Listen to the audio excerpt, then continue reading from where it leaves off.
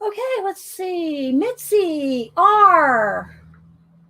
ARHR. I got my window open so I can listen for if it starts to rain. Um, so, um, okay. So, yeah, I got my window open in here so we might hear some cars, but I got a little bit of happy mail. I did order the new Luna. So, we're going to color in that today, as you can see. I'm pretty zoomed in, but that's what we need when we're going to color close up. Hi, Pamela. Thank you, Pamela, for the PayPal. I was going to say for the PP, and that didn't sound right. Thank you, Pamela. Hi, Amy. Darla. Anybody I might have missed coming in? Good morning. Happy Marvelous Monday, as our Julie says.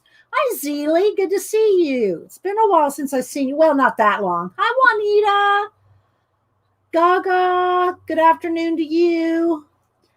You're ahead of us in the world of time world. Let's see. So anyway, I hope everybody had a good weekend. Good morning, Tina. How you doing?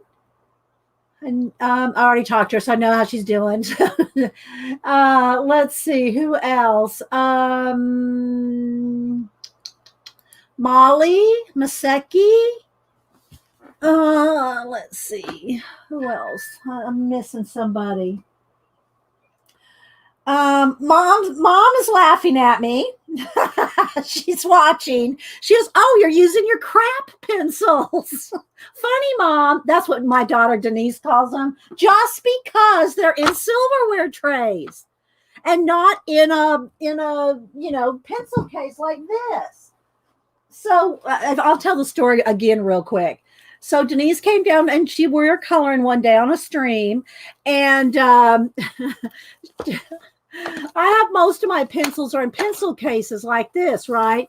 Well, anyway, we started coloring and she was digging out and color. She was doing real well. And I said, well, I'm going to try this other pencil. Well, I forget exactly how I said it. So I pulled out my pencil case and started going through here and picking out a pencil. She goes, "Oh, Mom, you're using the nice pencils and you gave me the crap pencils." And it's just because they're in silverware trays that she calls them that. They're my Prismacolors, the same as in this set, right? But she, so ever since it's kind of a running joke around here that anytime I pull out the silverware tray pencils, so Mom just texted me that. So very funny, Mom. Hi, Diana, Yvonne, C&P, Cat and Paste. Let's see, who else? I don't think I'm missing anybody else yet. So you can see I'm Dee Dee. I stream every Monday and Wednesday, 9 a.m. Eastern, but I usually come on about 8:30 to say hi and chat. So let me remind people, if you're just coming in for the first time or you're watching the recording, make sure you have live chat clicked, because if you have talk chat, you're not going to see all the chat. Not that matters if you don't like chat. So if you don't like chatty shows, well, you might just put it on mute and slide the little bar underneath until you get to the part you want to see, because it's a chat show. Just saying. Okay, so let's see. You're gonna cut time and get. The thing is about those pencil boxes, Tina. They look so nice. Those pastel pastel boxes you can keep your pencils in. They look so nice, but I have to have things out and handy. Even my pencil cases, they're right there next to me. I can grab one and open it. If I have to have a drawer, I know myself. It has to be out where I can see it and use it. Oh, thank you, Juanita, for the super chat. Let me write you down, girl. Let me write you down. You already have a print, all the prints. I've got them all done. Let me write Juanita down real quick. Thank you so much, Juanita. So you already have a print coming to you from last month. So this will go in for the first week of, can you believe it's in May already? So I have all the prints ready to go out from everybody that supported the channel in April. So they're all ready to go to the post office. Here come the cats. Baby, you can't get near my lamp. Okay, I've got my new lamp out, and you can't get near that because we're going to do a little test with that today.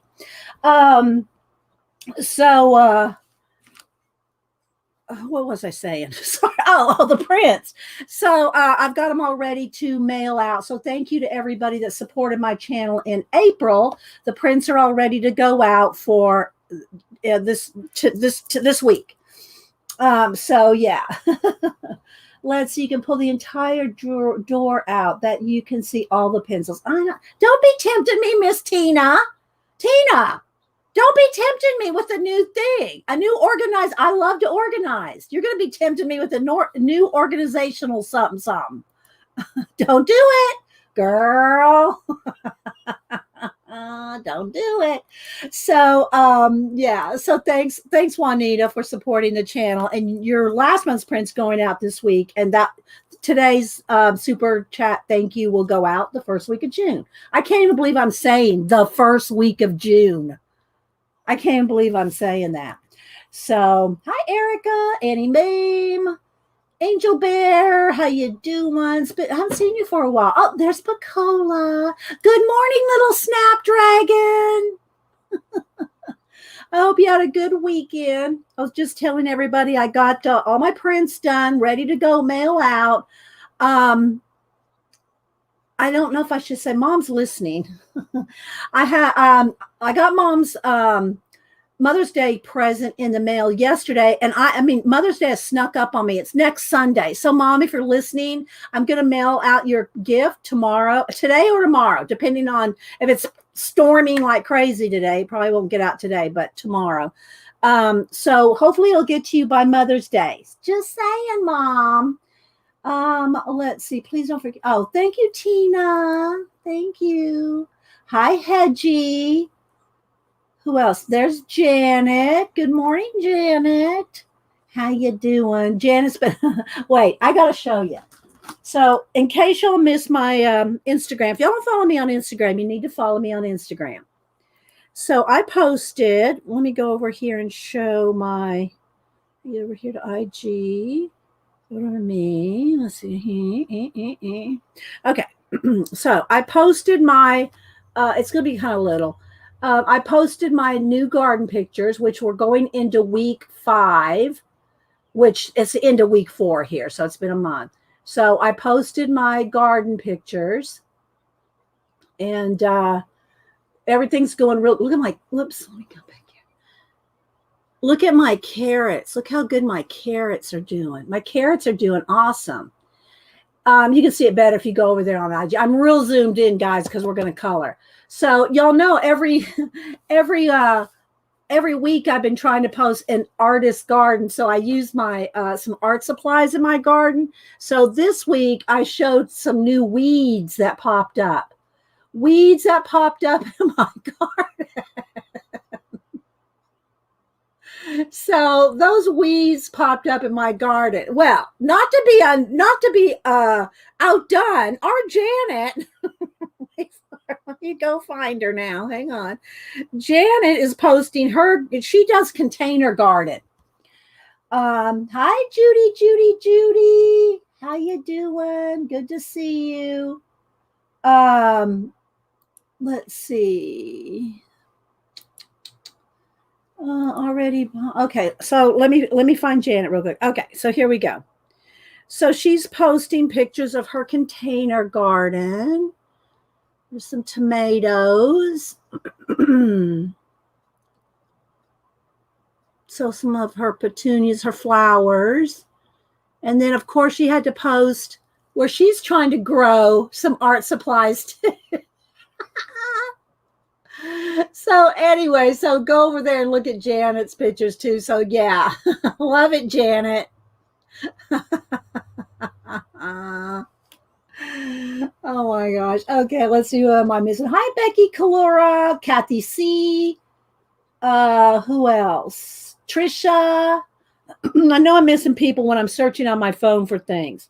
Okay, so the other thing I want to show and talk about today, I got some happy mail. I'm going to show that too. But let's see, where am I here? Nope, not there. Let me go to my home page. And so y'all know we've been following the coloring lamp. Again, that's on, if you go to Instagram, you'll see the coloring lamp. Go follow the coloring lamp to get any updates about when their Kickstarter and stuff starts. Well, you know, they sent me a lamp and we colored that last week. And so he sent me the one of the color bulbs, and it comes with the remote. So wait, let me see, how am I going to do this? Because I got addresses in here. Let me just move this over. Let me turn this light off. Hang on. I'm going to turn that light off. I'm going to take the camera down because I want to show you the light, right? Light bright. Okay, so let me take the camera down. Hang on, guys. Let me unclip it. Oops, sorry. Sorry. Okay, so here's the lamp.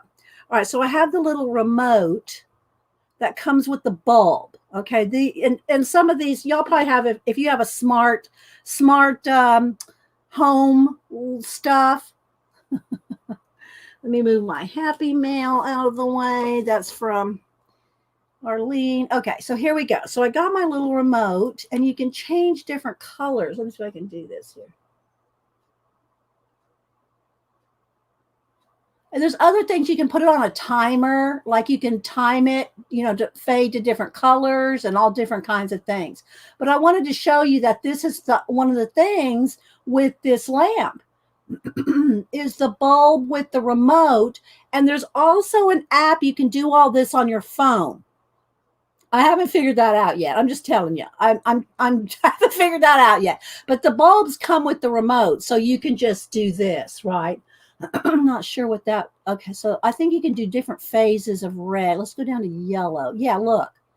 See, you can do different. You can do degrees of it. Okay, so is that turning colors, or is it just staying the same?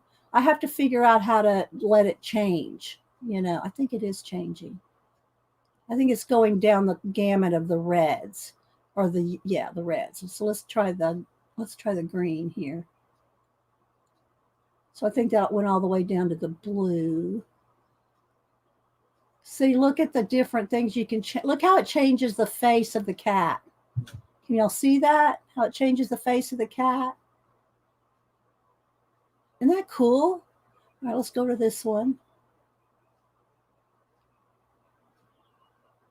I'm just pushing buttons, people. Isn't that awesome? And then you got different things where it fades and different things like that. And then you can go right back to white if you want. Well, it's going to flash out because of the closeness of my camera. All right, let's turn it over to the face here. Okay, so let's turn it over to one of the faces here. All right, now let's try that. Let's see what happens when we do that. Okay. Okay, let's fade down here. See how you can change it all different ways? Isn't that awesome? And you can, like I said, you can put it on a timer thing so that it goes to different, what do you call it? Right there, it's kind of on a light blue. And just to show you, let's go back to white. See how bright it is when it's just pure white? So yeah, it's awesome. So I'm really excited about it. I want to color the lion. Soon. Okay, so let's hang you back up here on my clip. Let me take my clip and clip the cord back up here so that let's see if that's good.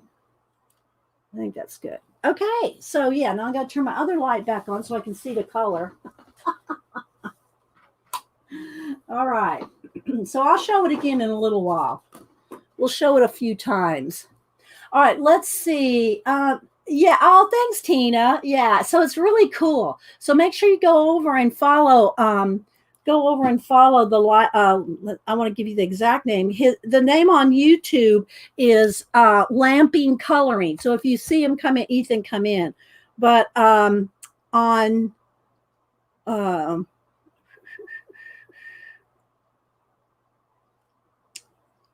hang on. Let me get back over there. I'm going to show you his IG again.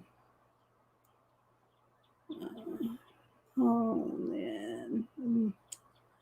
So many ways to get somewhere. Okay, the coloring lamp, all one word. The coloring lamp. There we go.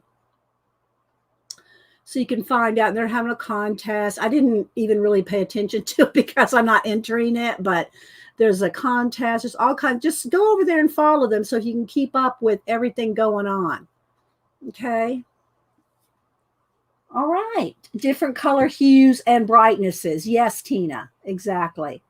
All right, so let me see here real quick what's going on in chat. I know it does look good, doesn't it, Trish?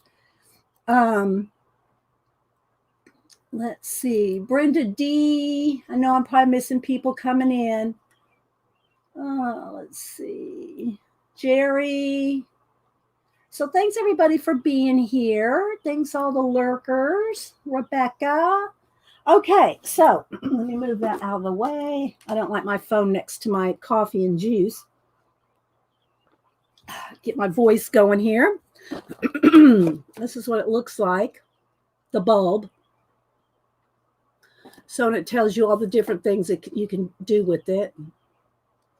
Okay, so let's see where am I at? Okay, so now we're gonna color in this in a minute. So let me just move my color pencils out of the way because I want to show. I got some happy mail. Okay, my camera's crooked. There we go. So I got some happy mail I want to show. So I guess we could go ahead and start. That's going to have a shadow. So first off, I got some coffee lids. I've already used one or two of them. And it's from someone in Canada. And I don't want to say their real last name, because I don't recognize this last name. The first name is Y, just the letter Y, and it's not Devon. Our Yolanda Devon. It's Y dot and the last name.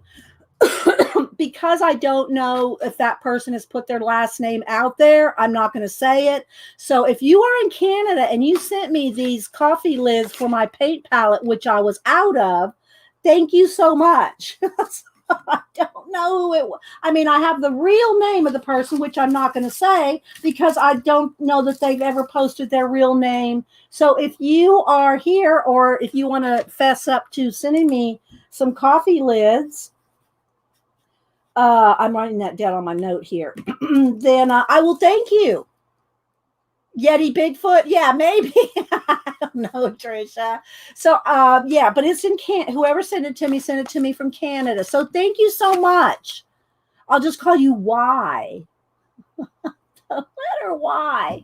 Yes, because I don't know your screen name. So yeah, I needed these. Because y'all know I don't want to blame Janice, but all my coffee lids that I use for palettes have disappeared. And because I've switched coffee brands, I don't get those lids anymore. Let me move my camera cord over to the other side. There we go. So then from Donna in Trinidad, she sent me a nice card. She sent me a nice card and a nice note.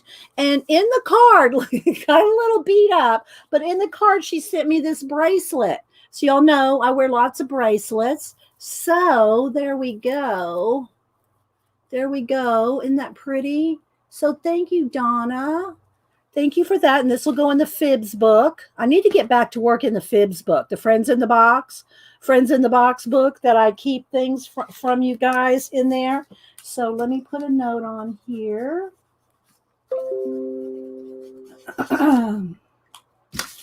Okay, so I got that on there. So thank you. Look how pretty that is. Isn't it pretty? Oh, let me take it off. Maybe you can see it better. There we go. So lovely. Thank you, Donna in Trinidad. I know. So yeah, I got that one on there. This one I have from Norma. This is one from Norma on this hand. Oh, and Denise gave me for Mother's Day. She gave me some new watch bands. So I put a blue one on. She gave me she gave me some new watch band colors. So I have a blue one on today. Okay, so thank you for that, Donna. That'll go in the Fibs book. All right, next from Arlene. And I haven't seen Arlene here yet this morning. I hope she's doing okay. So Yvonne. Okay, but I don't know who. Oh, there she is. Okay, so Yvonne. I didn't know who you were. Let me make a note. Hang on. Let me get it here. So thank you, Yvonne. I did not know who it was, and I didn't know if you used what name you used. So thank you, Yvonne, so much for the coffee lids because I need them. I need my paint palettes. I wrote your name on the back of your address thing. So thank you so much. What size is my wrist? Oh, I don't know, Tina. I usually just wear elastic things because then I don't have to worry about, I do have a very nice silver James Avery charm bracelet, but I can't wear ching ching ching ching ding ding ding ding. I can't wear that on a stream. So so I don't wear anything dangly or ringy dingy, on a stream. You talk about my squeaky chair getting comments. Can you imagine if I was wearing a charm bracelet on stream? Oh my gosh, the comments I would be getting. Okay, so Arlene sent me a nice note. She sent me a few things here. She sent me a book of stamps. Thank you, Arlene. She sent me a nice note. And she said, I remember how you said your husband liked Western books. I hope he likes this one. I was going to put it in the Goodwill, but send it to you because she remembered that he liked Westerns. And then she gutted a book here. Where'd I leave off? I gutted a book and thought you might like the pages. Hope there's something you can do with them. There is something in front of the book for you, which was the stamp. She sent the stamp. So thank you so much for that, Arlene. And Hubster picked it up and he started reading one of the stories with Butch Cassidy. He read one of the there are a whole bunch of just different, little shorts on different people, different of the Old West. And so he's told me to tell you, thank you, Arlene, that he really appreciated that. And Janet, he has started on your book too. So thank you. We are big readers. And then, so let me put my Arlene note here with the Fibs book. That'll go in the Fibs book. And let's look at the pages that she sent. Hi, Wendy, Nancy. I know I'm probably missing people coming in. So she sent these pages that looks like out of, an undersea book, which I love that because I like to do undersea and space combined. So, we have our scuba divers in space. We have, our astronauts in the water. So, yeah. So I thought this was really cool. Sea anemones. So I will cut this down into chunks of collage fodder. A moray eel. Look, these guys in outer space, right? All we have to do is paint this and put them in space. Put some planets, give them something to battle up there. So, yeah, this is really awesome. I really like this. Thank you so much, Arlene. Oh, I guess that goes with that guy there. So, yeah, this will be fun. Funny. Oh, look. It's undersea. I'm not sure what this is, but look, it could look like the face on the moon, right? Or on Mars, something like that. That would be fun. Okay, so I'm excited to use these. I'll probably use them in my Trisha book, in my Trisha altered book that we worked on last week. Fun, fun, fun, Arlene. Thank you so much. I think I'm actually going to put this whole stack in my Nat Geo book from Trisha. So when we work back in this, we'll use this. So I'm going to stick that in here. Okay, projects in the works. Projects in the works. Oh, so hi, Wendy. Did I say hi to Wendy? I'm not sure. Wendy. Okay, so Janet's talking about measuring her head. I'm not going to ask. Janet. So I think that's all the happy mail. So yeah, so I bought the new Luna. So I'm going to put color pencils on either side as long as there's not a shadow. I don't want a shadow. Let me bump my microphone there. Let's just move them both to this side here. All right, so we're going to color in this today. So I know Tina has this book. Anybody else have Luna? It's the new Maria Trolle book. And I think I have all her books. I think I gave one or two to Mom. I gave Mom, I think, the one that has all the black backgrounds. So we're going to flip through. Let's see. Do I need to lighten my? I turned off the overhead light so we wouldn't have a glare. But let's go ahead and move in. Let's see here. That looks pretty good. It gives me a nice tan, but brighten it up just a tad. I could turn the overhead light off, but I was trying to prevent getting a glare. How's it look? Does it look blurry, guys? If it looks blurry, the color seems to be okay. You have it? Sheila says she has it, but she hasn't colored in it. You think you have them all now, Tina? I'm just going to keep flipping here. Not blurry, looks good. Okay. Does it look, if it looks a little dark, I can turn, let's do a test. Let's do a test. Let me put this down here real quick. I'm going to turn on the overhead light and let's see what happens. My overhead light is, I have a big barn room. It's like 16 feet ceiling. So, oh, maybe that does make a difference. Did that make, yeah, that helped, didn't it? I think that helped, turning on the overhead light. Sometimes it puts a glare. It depends on what I'm doing, you know, if it has something shiny.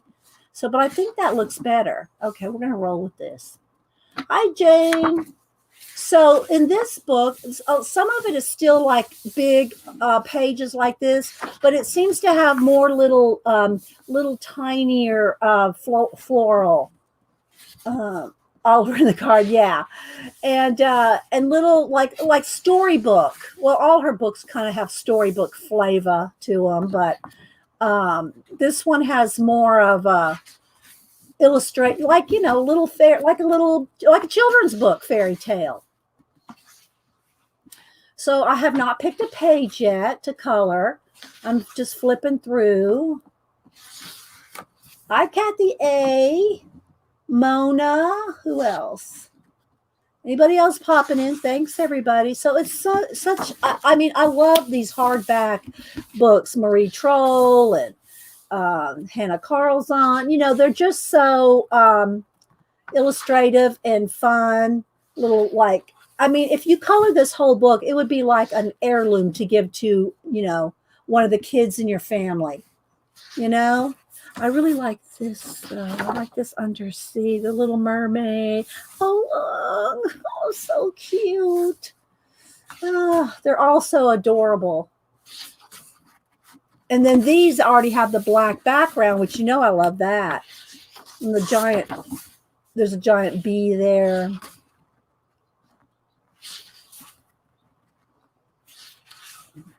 So, yeah. The paper, it's a good, I haven't colored anything yet, but we'll do a test in the back page. But yeah, it's a good paper. I don't know exact weight. Would I say 60 weight? I'm not sure. But it's not cardstock. But all these hardback books are have good paper in them. This one is not as off-white as I think Hannah Carl's, and I don't know if all of them, but I can't remember. I don't have it right in front of me. It's a little off-white, but it's not cream. You know, it's not completely like a cream color, but it's not pure white either. Oh, look.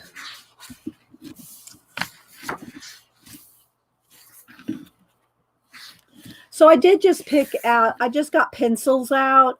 You know, we might do a little test to see if we want to do, you know, just to see how, you know, water-based, well, I know water-based markers will be fine. Like the Super Tip, Crayola Super Tip water-based will be fine.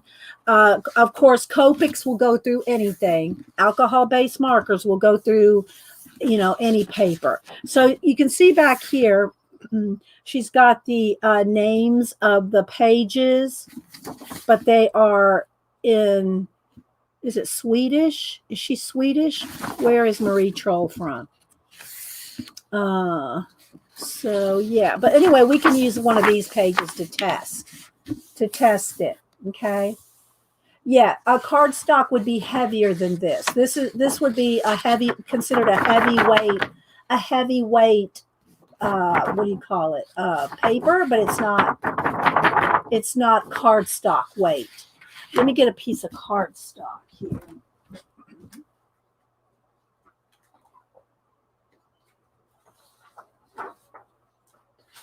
Now, let's see. There's a piece of black cardstock. Well, I have a piece of a black cardstock here, and it's just a little thicker. Oh, sorry, I shouldn't have brought a black piece of paper in, but it's thicker, right? And the paper, this is just a little thinner. So I don't know the weights of them. Janet has a calibrator. I can calibrate her. Let's see. Sheila sent a super sticker. Thank you, Sheila. Let me write you down. I don't think I have your address. Thank you so much for the super sticker. Let me write you down. I'm writing your exact name. RYG1RL. Sheila. Send me your address, Sheila, so I can send you a thank you printout. Thank you so much. Start at the 60-pound stock. Yeah. Whoops. Sorry there, Janet. Thank you, Sheila. Send me your address, okay? Here's my email. My email and my PayPal and all that is in my description box, or the about. Let's see if I put it right. Oh, no, let me put the dot. Let me put a dot. Okay, I think I got it right. Yeah, there we go. So, yeah, send me your address so I can send you out a thank you. Let's see. I think they put as a Copic. Yeah. Well, it's just an alcohol base. Their alcohol based markers will bleed through, not just Copic, but any alcohol base. I mean, I'll do a test for you here in the back. Okay, so let's just do this real quick. Let's get a couple of but water-based markers don't blend as well either, right? They just don't blend. Let's get a green, a couple of light green and a medium green in that. And then let's get, this is my super tips. And then let's get a couple of Copics here. Let's get a green and a green. And of course, pencils aren't going to go through. But I'd still recommend putting something behind your page whenever you color it with whatever you color. Because if you're coloring with color pencils, if you have something colored on the other side, you're going to leave, it's going to transfer the pencil, right? So you need to always keep a piece of cardstock between your pages, and just to protect the next page, if nothing else. Okay, so here is super tips.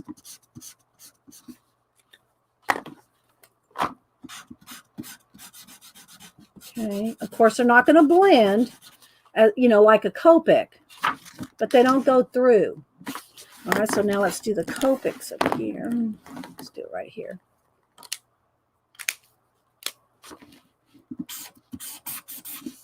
Okay. Trying to blend them there a little. See how they blend much better? But look, went right through. So alcohol markers are going to go right through. Now, some color books and some, papers are single-sided. Well, if they're single-sided, then just make sure you put some cardstock behind it. Then it doesn't matter if it goes through. But a book like this, where it's, double-sided all the way through, you don't want this to happen to your pages. So you can't use Copics or alcohol markers. You can't use alcohol markers. But as you can see, the super tips were fine. But super tips don't blend together. They don't blend together as easily. Okay. Let's see. Yes, you could scan it and put it and print it off on a different paper. But when you do a book like this, it's like you're coloring a whole fairy tale, right? You want to keep it in a book, because it's like a complete fairy tale. Trust me, I have tons of color book pages you've seen in my binder where I will take them out of the book and put them in page protector sleeves and put them in a binder. But my hardback books, I don't do that. The hardback books stay in the book. Okay, they stay in the book. So we could do a couple things. A little Miss Pac-Man, a little Pac-Man right there. Oh my gosh. Oh, I just noticed that on that page. Hi, Judy O. TEF, good morning. Nice morning in British Columbia. Wishing you well. Oh, okay, wait. Is that Ethan? Ethan, wait. Oh, okay. So Ethan, we showed the lamp. He changed his name from Lamping Coloring. Oh, well, he probably has different names. But anyway, I showed the lamp a minute ago with the remote, Ethan. With this bulb, the new bulb came with the remote. I did IG you. I haven't checked it since I've been streaming. But it's so cool. It's so cool to change the colors of the bulb with the little remote. I still haven't figured out the app, the smart app, but this works. The remote works with it. So here, let me go ahead. I'll show y'all one more time. Let me turn that light off. Hang on. All right, hang on, guys, before we start coloring. All right, hang on. Let's go over. Wait, let me take Ethan off there because it takes up space on the screen. There we go. All right, so here we go. There we go. Let's go this way. Let's see if I can get. Okay, there we go. So like that. All right, so I'm going to get the little remote here. I got to get, there it is.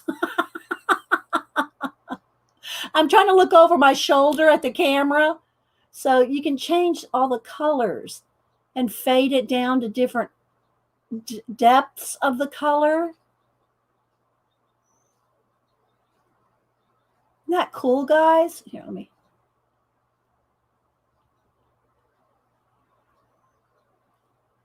There's so, and you can do other things. I haven't figured it all out yet, but you can do other things like fade and like a timer, so it changes different colors. So let me turn it back. Hang on. I'm going to switch. I'm going to move the lampshade around to the cat here. There's the cat. So you can see it's big. It's 18 inches tall, guys. I'm kind of zoomed in on it. And the white light does kind of flash out a little, but look. See how you can change it?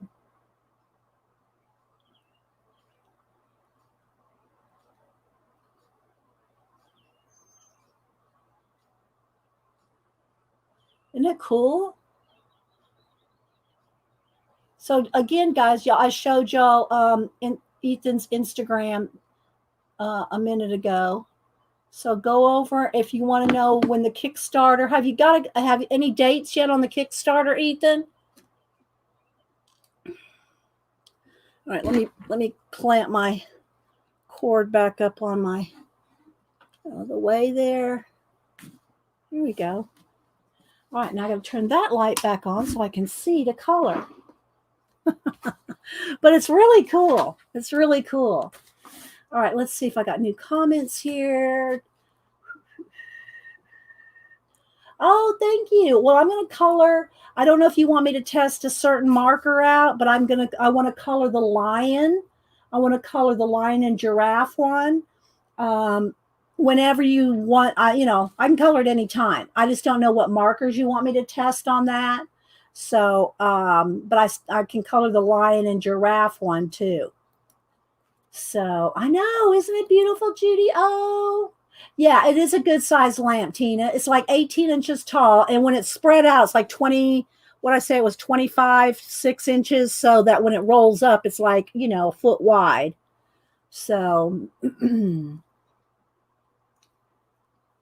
let's see.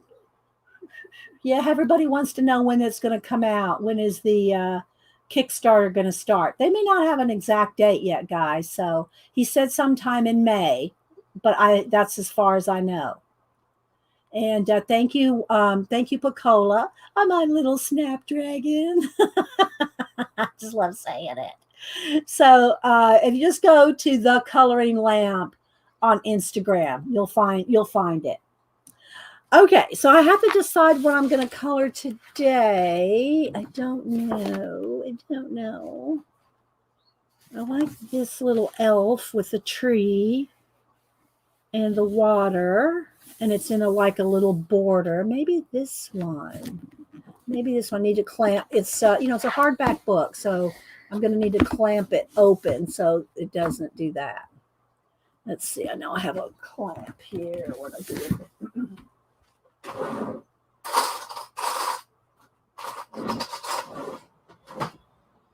don't know if this is big enough. I have a big clamp somewhere, but I don't know. Let's see if this will work. Maybe if I just put 2 of them.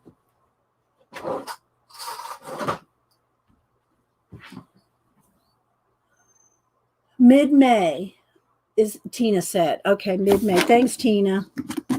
All right, so there we go. Of course, I don't like that it has a glare on it. All right, maybe there we go. Okay. Oh, the glare. I can't take the glare. Can't take the glare. That's better. Okay, so let's see. What an amazing day filming last week. I did see it. If y'all don't follow, y'all need to follow on Instagram. They have some funny little things. We need to push it back a couple weeks because of video editing and design. We're looking at May 22nd now. Okay, there we go. So there's the update, guys. There's the update. So thanks, Pacola and Tina, and everybody putting in links. The links in the chat are live links. You should be able to click on them if you want to go over there and, follow, subscribe. That's early, Ethan. Thanks for stopping in. I think it's like 6:15 out Vancouver way. Hi, Julie Topaz. Happy Marvelous Monday. Oh my gosh, Julie, you look so good in your IG picture. Oh my gosh. Julie walks now like every day. I'm not sure how far she walks every day, but let me see if I can find her here. Julie looked awesome on her Instagram. All that walking's paying off, Julie. Let's see. Hang on, let me get over here, Julie. Topaz Pearl Girl. Yeah. There's our Julie, Topaz Pearl Girl. It's a little, color's a little off, but there she is. Go over and follow Topaz Pearl Girl, Julie. It looks so good, Julie. Okay, so I think we're going to color this one. I have not picked colors. I just picked the page. So we'll see how this goes. I don't know if it's bright enough. Do I need to brighten it up a little? Let's see. I don't want to get it too flashed out, but that looks pretty good.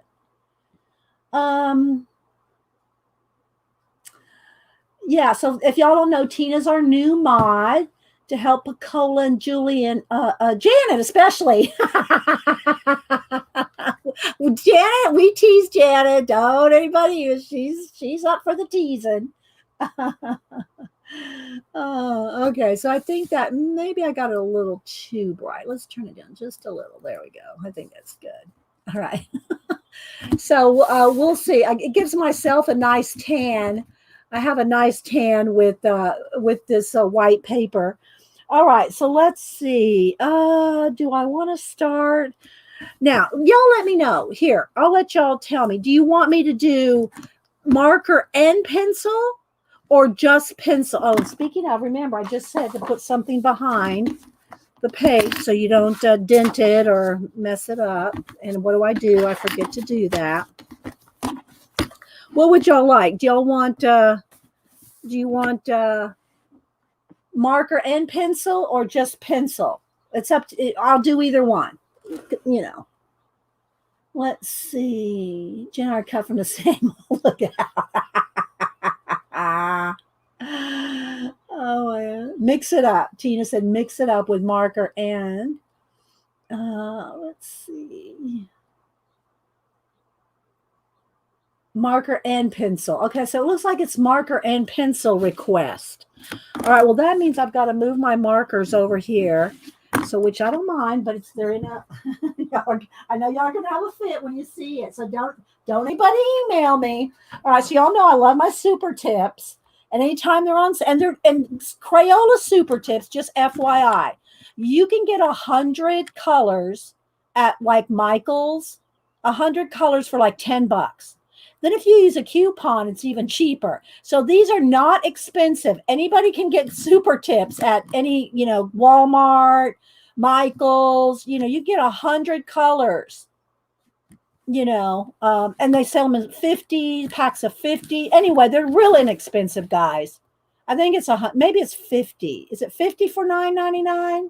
Anyway, you get a lot of color. So when I show you this, don't anybody go, oh my gosh. Okay, so I have this wooden box. With all my super tips. They're in this wooden box like this. So I'm going to set my wooden box right up here in front of me to grab from. Okay, so yeah. So we're right here. So I can, snap this. So I can grab from it. Okay. So let's go ahead and straighten this out here. There we go. I don't want a shadow on it though. Don't need a shadow. Okay. So I use them a lot for my coloring. Okay. It still looks a little off here. Let's see. Let's brighten it up. Let's autofocus again too. It's just a little odd because I'm so zoomed in, guys. I'm really zoomed in. Okay, so let's see. What do I want to do color-wise? Let's get some greens. Let's start with like 3 greens. I want an olivey green. That's kind of too much the same. They're right here in front of me now, so I can just grab them. Maybe these. Maybe one darker. Let's go one darker too. Okay, those 3 maybe. Yeah, thanks, Tina. Yeah, and you can get them on Amazon too, of course. I think they're cheaper at the stores than that. So $25.99 on Amazon. I don't know how many is in that set, Tina, but yeah, in Walmart, of course, if you have a Hobby Lobby or a Michael's, they don't have the 40% coupons anymore, but they do have Crayola's super tips, and Crayola products go on sale all the time, 25% off. And of course, Walmart too. So, yeah. So, okay, let's go ahead. And I know I'm going to want these greens. So what I like to do is I like to base with the markers and then shade with the pencil. Now, another thing you can do, now I'm not going to probably do that in this page, but you can like watercolor, like you can use your Neocolor 2 water soluble markers, or you can take, I thought I had a little piece of plastic here. I have one here. There's my little Zippy the unicorn plastic. But you can take some plastic and you can put down a marker on some plastic, or your any kind of, wherever you're using watercolors. Like I have the white butcher tray, the porcelain tray, but you can just put it on some plastic and then take a water brush and then it turns into like a watercolor. I've already clipped my book here. Let's just go on the back of this. And you can use it like watercolor, right? So you can use your super tips like watercolor just by scrubbing them down on some plastic. And then you can pick that up and watercolor with your super tips. So they're multi-purpose, the super tips. Okay. All right. And also the other thing that's nice about the markers is you can get into little spaces with them. Even though the tips are called super tips because they're like this big bullet tip, right? But it's pointed. So what's nice about the super tips is you can get a nice fat line. You can tilt it just a little bit and get a medium line, and you can kind of go straight down and get a thin line. So with one marker, I think that's why they're called super tips, because you can do so many things with them. So you can get multiple thicknesses of lines. Now, the only thing with super tips or any water-based markers, they will not blend together unless you do a watercolor effect, like, a watercolor effect. But they're not going to blend like alcohol markers. They're just not going to do it. So if you have a light green and a medium green and you're trying to blend two colors together, they're not going to blend like alcohol-based markers. So just FYI on that. So let's see, what color do I want? Maybe I'll have a nice bright red or something edge, just to make it stand out. Have the borders stand out. Let's see. Don't want this red. I need a scrap paper to test.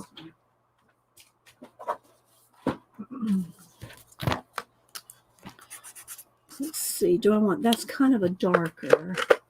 Let's see. Let's test this. Was that the same? That's a little bit more cherry, red cherry. I want that. And there's so many variations of shades of color. Hi, Uncle Dan. Anybody else? Ink tints works with water. Yeah. And I have ink tints. For me, ink tints, they don't dissolve enough for me. You have to add a lot of water, and you got to really work at ink tints to make them dissolve, which is fine if you are on something like a watercolor paper where you can keep scrubbing it and without the paper pilling. Paper is only going to give you so much water before it starts to pill, which, breaks down. What I mean is break down the paper and the fibers start, decomposing on your paper. Hi, Rain. Would they blend better if you put the water down first? No, on the book, you mean? No, well, all right, here, let's go ahead and I'll show you. Let's go back to our test page. Let me put this here. Okay, let's go back to our test page here. Here's a couple things what will happen. Because this is not watercolor paper, let me get some water. Oh, where's my water brush? Where did I put it? Get one with water in it. Okay. So I'm going to go ahead. Let's do it two different ways. Let's go ahead and do it over here, like I showed you a minute ago, where we're going to put down the color. Let's put something behind it here so you can see it. Put down the color like this. And let's put down two colors. Okay, so I got two colors on the plastic, right? So on the plastic, you can blend it, right? And pick it up and put it on here. So you're going to get a nice, very light color. Okay, very light color. Now, if you want this darker, make sure you hit it with the heat gun or let it dry. Because if I do more than two passes over this, it's going to start pilling. It's going to break down the fibers in the paper, and the paper is going to start to fall apart. And it's not going through now, but depending on how many layers you put down while it's wet, It's the water that's going to seep through. It's not the water-based markers that's going to seep through, unless you just sit here and go.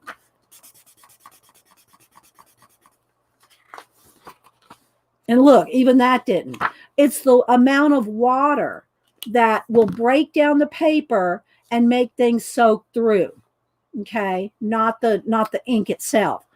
Okay, so now here I put some down here, and I'm gonna. All right, now look, it's already pilling. Just with, look how, see what I mean by pilling? See the paper breaking apart? Look, that's with direct water on top of the marker. Trying to blend that marker. Look how it's pilling. See it all falling apart? See those little fibers? So, you know, let's see. You're right about it. You're not careful, the paper will pill. Yeah. So that's what happens there. All right. So now let's just try to blend the two. Let's just take, and I'll put some here, and I'll put some here. And, you know, you can kind of start to blend them a little bit. They're not going to blend like water, like Copics. But now if I want to really blend them, again, the paper is already pilling. It's, see how the fibers, can you see that? See the fibers breaking apart? In other words, the paper is falling apart. So you just can't add too much water to these pages like that. Okay. Put the pins on top of water. Okay, so let's put some, well, let me clean my brush off here. Hang on. Let me get a tissue. And you want to clean, the best way to clean your water brushes is on a Kleenex, because a Kleenex will pull on the water and clean your brush. Okay, so here, let's go down here. Let's put some water down. All right. Now let's go in here with the markers. Okay, so you can see what happens. It just kind of pulls. It kind of pulls, and it's already pilling. It's too much water. See how it's pilling already? It's too much water. All right, so there we go. Those are little tests with the water-based markers. Let me dry that a little so it doesn't get all over everything. Okay, so now let's go back to our page. What we're going to work on. Oh, I like that one too. Oh, I like the little tomatoes. Do I want the tomatoes or do I want the flowers? What do y'all think? I'm thinking I'm liking the tomatoes because I'm growing them. We're going to go with tomatoes. We're changing our mind. We're going with tomatoes. Okay, so there we go. Let me get a sip of juice. Now my family's going to start doing chat. I'm going to have to probably move my phone out of here if they start talking. Yeah, everybody's going, okay, the tomatoes. Okay, so let's see. So I think we'll go ahead and do maybe a darker green border. And because it ends up in these little leaves here. Am I close enough, guys? I can zoom in more, but it's going to be the closer I zoom in, the less quality we have. What do y'all think? I can zoom in, but we'll have less quality. So what's nice about the markers is you can get those little details. You can still get the details with pencil. Have you ever tried to tip-to-tip marker with the super tips? I don't really need to, Carla, because there's so many colors. You mean so they blend? That's too much trouble for me. I know you can, some people say you can, go tip to tip with the markers. What I think will happen is, all right, so here's this screen. Wait, let's do the lightest and the darkest so we can see a contrast. Okay, so we have this darker green. We have this lighter green. So if I go to the tip with the darker to the lighter, it just puts a one mark down. Like as soon as I get rid of as soon as that green is used one time, that's gone. It's gone. They're not that absorbent, right? They're not absorbent like you might think.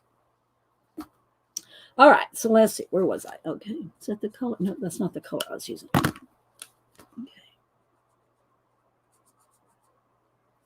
And I do have hundreds of pages I've colored in my playlist.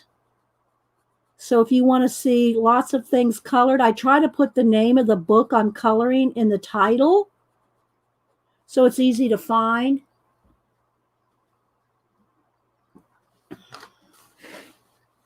Are y'all able to see? I don't know. Maybe I should try to zoom. Let's try to zoom in a little more.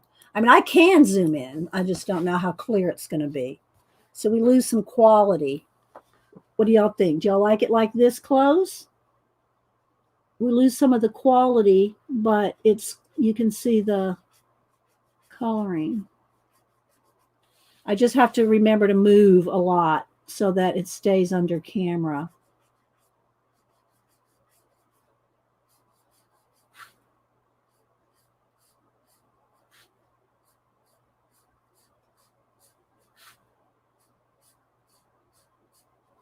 You like it here? Good here? Okay. And I try to keep my hand out of it.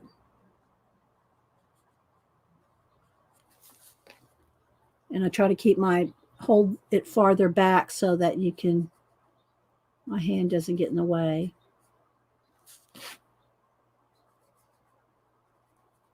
And again, I'm leaning the marker up a little bit so that it's at the finer point.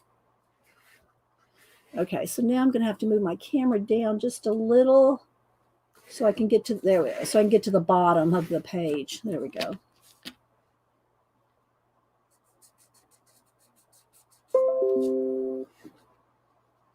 We're very zoomed in. Make sure if you're talking to me, put it in caps. The other thing when you're working on something like a continuous thing, a continuous area, they're not going to blend. That's why we use pencils on top of it, because they're not going to blend like alcohol markers. But if you're doing a continuous thing, like like I'm coloring in here, you want to keep the edge wet. You want to keep it going and kind of go over what you just did and continuously go down. If you try to do, it's my B over there. If you try to just like color here and color here, you're going to have like a line, right? You're going to see a line. So it's still going to happen with water-based markers anyway, but you want to just kind of keep it going, overlapping. Hi, Devin. Hi, Carla. Who else am I missing? Said hi to Uncle Dan. I said hi to Becky. And also, I am trying to not move the book while I'm coloring. I'm just trying to move my hand and the marker. But when you're coloring, turn it whatever way is the best way for you. You don't have to keep your books perfectly still like I'm trying to do on camera. Turn it, twist it, turn it upside down, whatever angle you need to color. And this is tiny stuff here, so I'm trying to stay in lines here.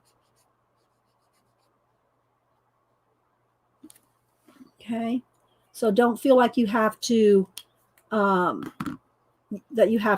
turn the page or turn the book. Another nice thing, now let me see where I can start on something kind of, what do I want to do? Okay, let's do these leaves. All right, so I got my lightest green. Now what I'm going to do is I'm just going to fill in these leaves, and then I'm going to go in, make sure it's dry. That's the other tip. Make sure your water-based markers, or if you're using watercolor, Neocolor, whatever water-based markers you're using, make sure it's 100% dry before you start penciling. Because if you go on here when this is wet or damp, you're going to tear your paper. Okay? You have to make sure that the markers or any water-based medium that you're using is 100% dry before adding pencil.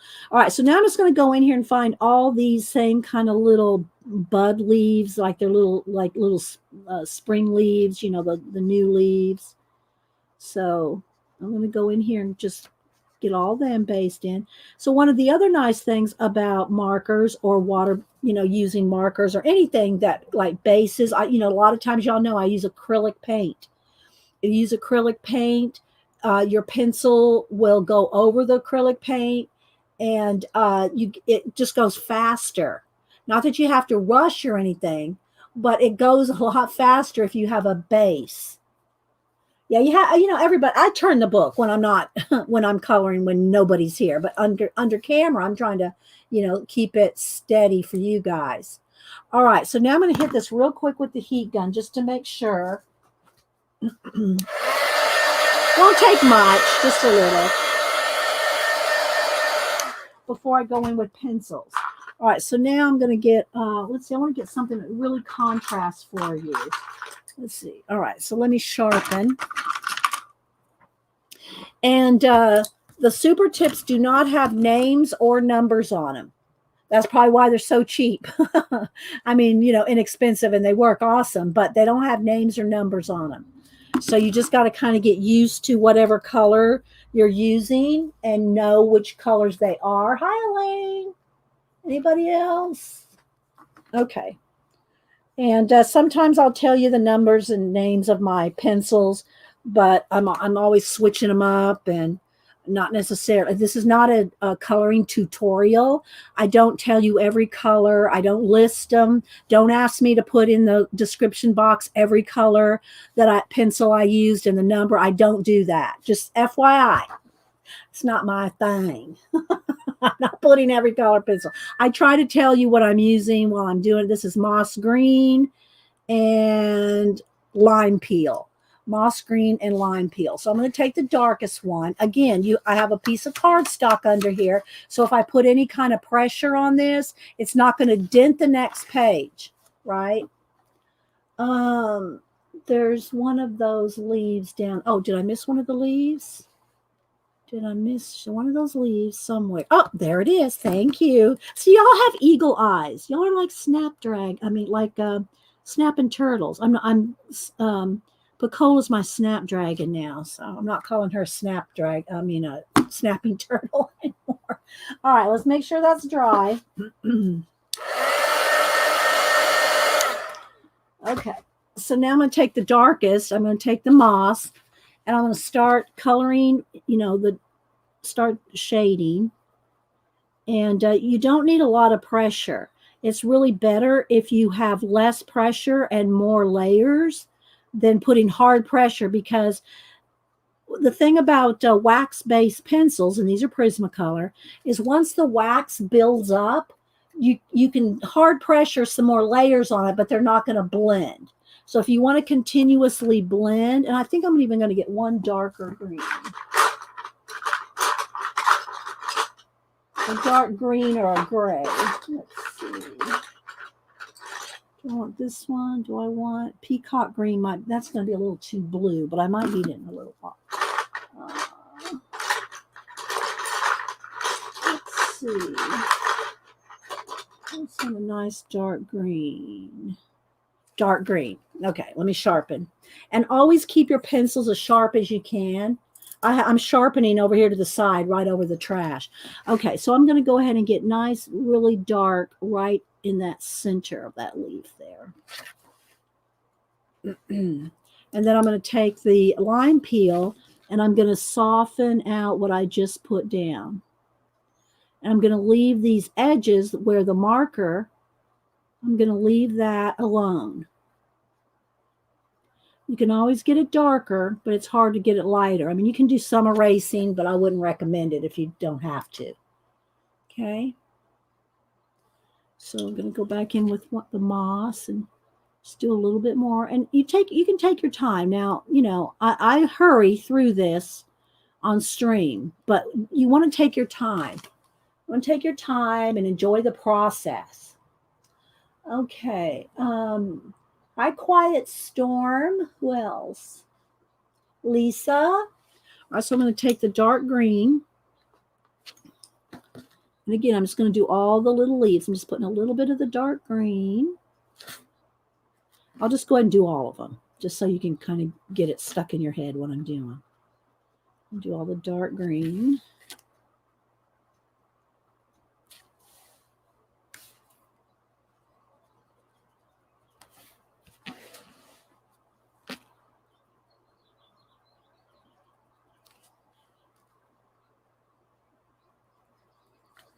Okay, now I'm going to go in here with the moss green.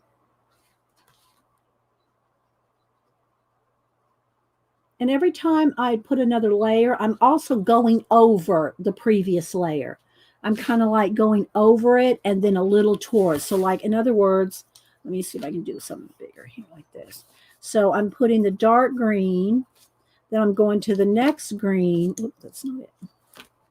But I'm going over the previous green and then pulling it toward a little further out. See, then that blends. Then you take the next lightest green and go over that and pull it forward, and then that's even the next lightest green. But you're constantly blending. You're constantly blending with your colors. Is it a good idea to use this technique with oil-based pencils? I'm not sure which technique you mean, Samantha. You mean using pencils over marker? Yeah, you can, like polychromos. You can use your polychromos over markers, if that's the question. Do I have a place where I get inspiration from, Fernando? In what department? In what medium? Because I do drawing, portraits, painting, collage, color pencil. So I'm not sure where you mean inspiration. If you mean color inspiration, like how to pick colors or something. If you don't know how to pick colors, I would recommend going to design-seeds.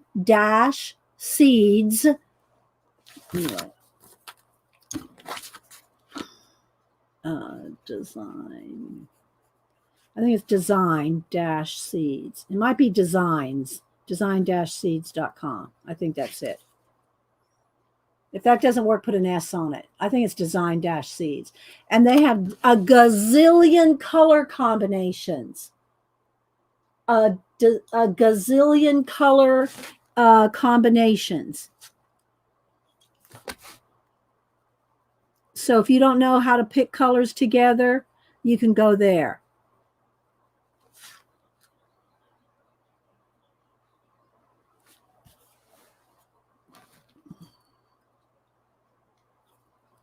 Let's see. I don't want this.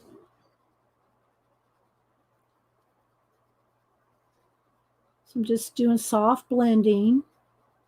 Then the final one, I'll go with the lightest color. There's a full-time inspiration circus going on.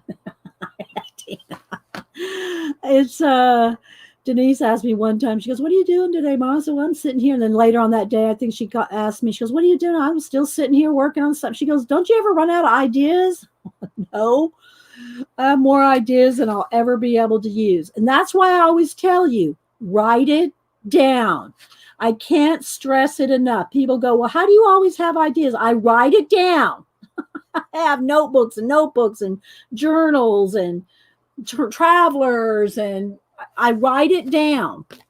You have to write it down. Keep a stack of Post-it notes next to your bed, in the middle of the night. If something occurs to you, you have it handy to write it down. You will, and people that say I don't have any ideas, in my mind, I'm thinking they never wrote anything down, because everybody has ideas. They just usually don't write them down. And it doesn't have to be, you don't have to be a writer, or, you don't have to be clever. You can just write down a little note, a little stick figure, and, a little, just enough, just so you know how to understand what you wrote down. That's all you have to do. Hi, Nettie. Okay, so now I'm going to go to the lime peel. I think I already did those. But with the lime peel, now's the lightest one. Okay. And I am taking my time here right now, but, I'll probably be rushing toward the end when I'm running out of time. But I want you to kind of see how I when I do take my time. When I, coloring by myself, I'm not rushing. I'm not rushing to get it done. I'm just taking my time and enjoying the process. My one of my old Facebook posts came up over the weekend. I think I was talking about it last week, but on my color books. Let me see. Hang on, where's my phone? So I'll show it to y'all. So Denise was down and I was organizing my color books. I think it was 5 years ago. I couldn't believe it was that far back. But let me go over here. I think it was 5 years ago.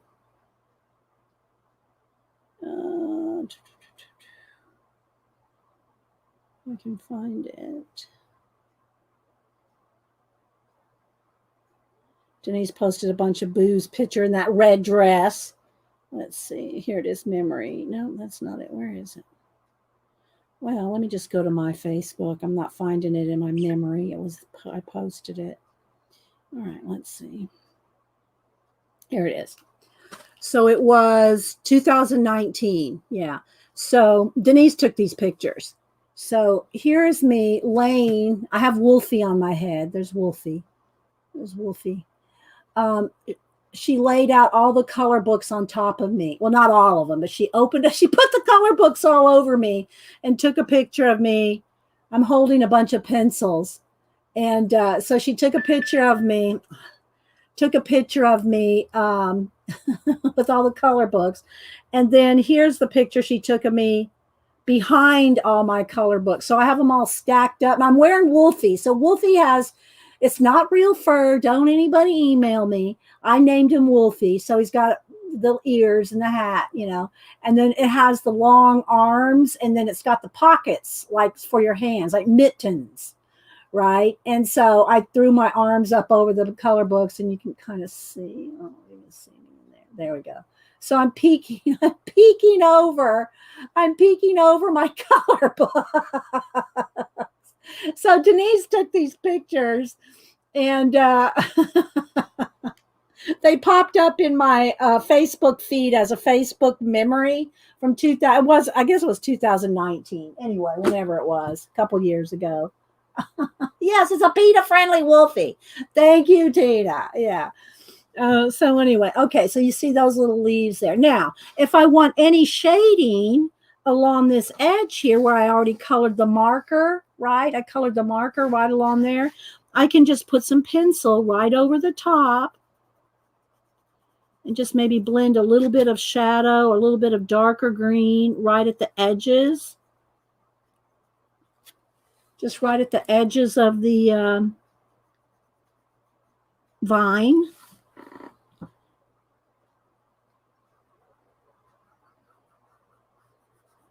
And just kind of feather it out.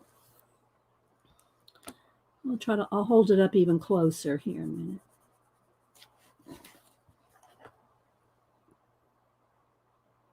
See how I got real dark and then just let it feather out into the marker.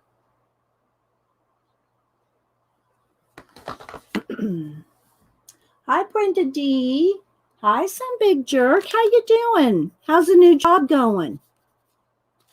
How's the new job? We miss you, but I'm glad you have a new job, but we miss you. Hope it's going well. Good to see you. Is Janet being funny? I'm sure she is. Out of the things I could be admiring, I'm gawking at the gold, brass, satin, nickel paper clip. I like the paper clips. Oh my God, I think I got them at Hobby Lobby. Then you get them at Hobby Lobby. Good one, Quiet Storm. Good one. Okay, it's going good. Sitting at my desk now. Okay, we won't tell anybody. So it's good to see you. I saw your cubicle. You had it all decked out. With posters and everything behind you. That was nice. I guess that was at work, right? Or is that at home? Was that a home or work picture? I thought it was your QB at work, but I could be wrong. All right, so I'm just adding a little bit of darker green, like a little bit of shadow under where the leaves might fall there.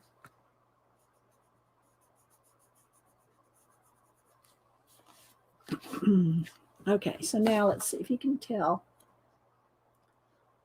See where I went dark to light, added the dark. Those little details make a difference. And contrast makes a difference. Contrast makes a difference. Now, this is pretty small, you know, but still, you can see how dark, and to the light of the leaves, it does make a difference. That was your cube? Gotta hide those walls. Yeah. Well, you did a good job. It looked awesome. It looked awesome. Okay, so now let's go on to some different shades of green. Now, I don't have as many shades of green in markers as I do in pencils. So we're going to see what we want to do here. I think I want to do my tomato leaves, even though, you know, by this time, they're not going to be like peacock green, which has blue in it. But here's the thing, guys. It's your picture. If you want to color purple leaves, green, you know, blue, you can do whatever color you want. I'm going to go ahead and use peacock blue. So it's like a deep green with a little bit of tealy color in it. It's not as coarse as teal as, you know, like this, right? But it has some blue in it. But I'm going to use that for my darkest green, the darkest shade in the big leaves. And then I'll probably still use the moss and the lime peel, but now I'm going to get rid of the dark green. I'm going to go with the peacock green instead. Now I have to decide, what color I want to base coat. Do I want more of the, you know, an olive green? Do I want more of a green? That's the same one I had. Oh, this is the other one I had. I might go with that color, which is what I had earlier too, of similar anyway. I think I'm going to go with this one. Okay. Again, I can't tell you a name. It's kind of a gray green. It's the one with the grayest looking to it. It's starting to rain. I think I have to watch my window there. So I'm going to, with all the tomato leaves now, and you don't have to do them all the same. I'm kind of doing it that way to make it like, I don't know, just easy. But you can put as much shade as you want on any of them. All right, so now I'm going to put this gray green down. Now again, if you wanted to kind of not be too streaky, you know, don't keep, just try to make it as like, just smooth as you can like this. You know, don't be doing a lot of this because then you're going to have streaks. But if you just kind of get it, you know, go on there kind of quick like this, it's going to be pretty smooth. And some colors work, you know, blend quicker and smoother than others. And I'm trying not to move the book, which is a little tricky. That is in my way a little bit. Let's move this up.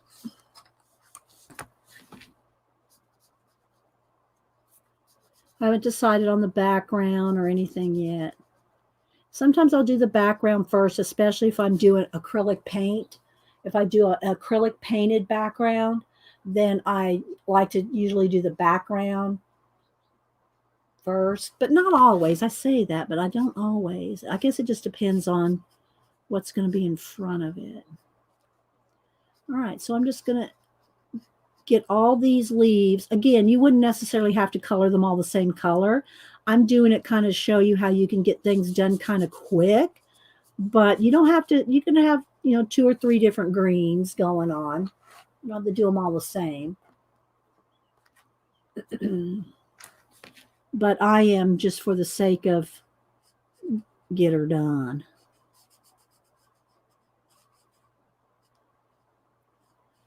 But it just gives you a base to then shade on top of, and you can get so much more coloring done if you either paint it with acrylic paint, if you're good with the brush and quick with the brush, or with your markers. So I'm going to do all the tomato leaves this color. The little tomato, the leaves on top of the tomatoes, I'm going to do them a lighter shade, just so they stand out from the other leaves. She doesn't have a lot of overlapping leaves. If these were all overlapping, if all these leaves were overlapping a lot, then you'd probably want a couple different shades of green, but they're not. So I'm just kind of sticking with the one green. But if it was like a full garden with a lot of leaves overlapping each other, you want to be able to distinguish those either different plants or even different layers of the leaves, because they'll all start running together. If they were overlapping, you wouldn't be able to tell what was what unless you shaded them real distinctively with your pencil.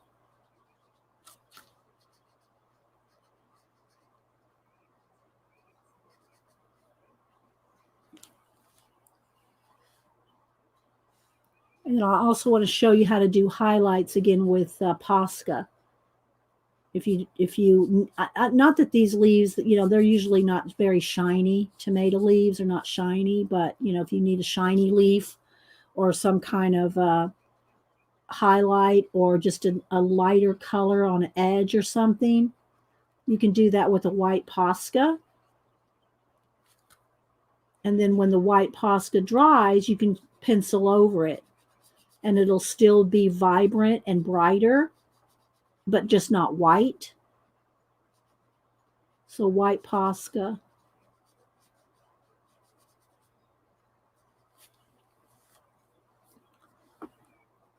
Yeah, they're hairy. Yeah.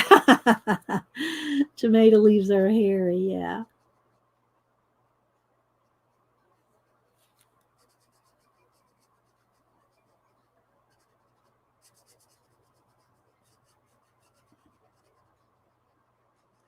So does anybody else? I know I asked at the beginning of the stream. Some people said they have this book. Tina has it. Does anybody else? Let me show the cover again in case y'all missed it. Luna, Maria Trolle. It's her newest one. Just came out. I did do a flip of it at the beginning. Let's get the light back there.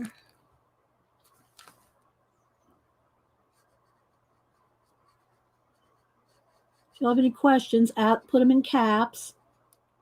I'll try to remember to read out of our inspiration book today as well. I forgot to last week. But read out of that. And if you have any questions, put them in caps and I'll try to answer.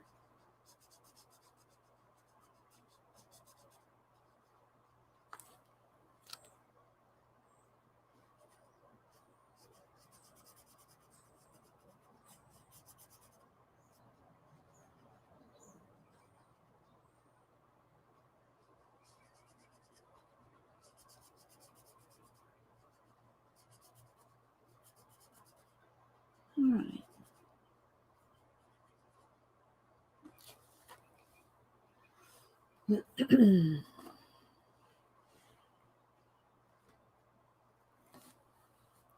All right, so the leaves on the tomato itself, I think I'm going to go with not the lightest green I was using, but one shade darker. It's kind of like the moss green if you were using the pencil. I'm going to do all these little leaves with that.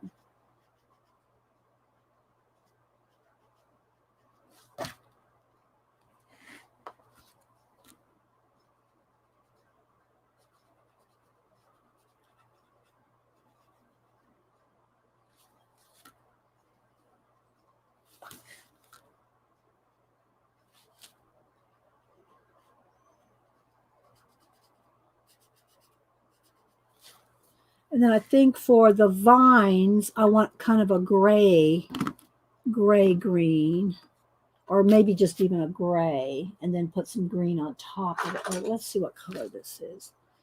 This is, it's so hard sometimes when they're gold writing on What is that? Celadon green? Yeah, Celadon green. So I don't really have a color pencil, a marker that's going to be compatible with this unless it's gray. So I think, let me see here. That might be too gray. Let's go ahead and we'll go back with the medium green. Let me do a test here. Yeah. All right.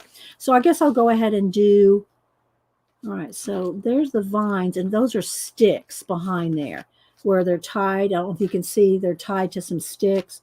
So I'm going to go ahead and do the stalks of the tomato plants, just a different green.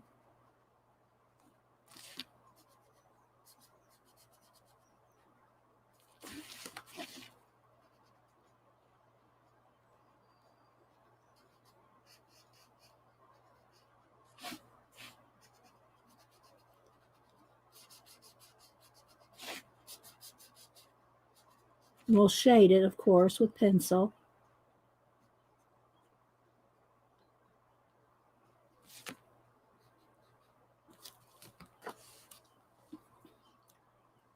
I'm not seeing any questions, so I'm going to keep rolling.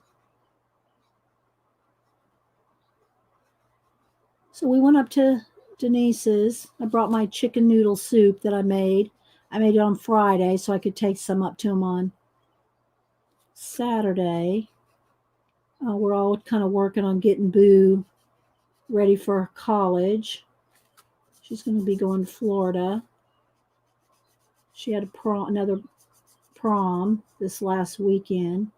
I would show you pictures, but Denise posts them on Facebook if you follow her. But, I don't feel right about posting her friends.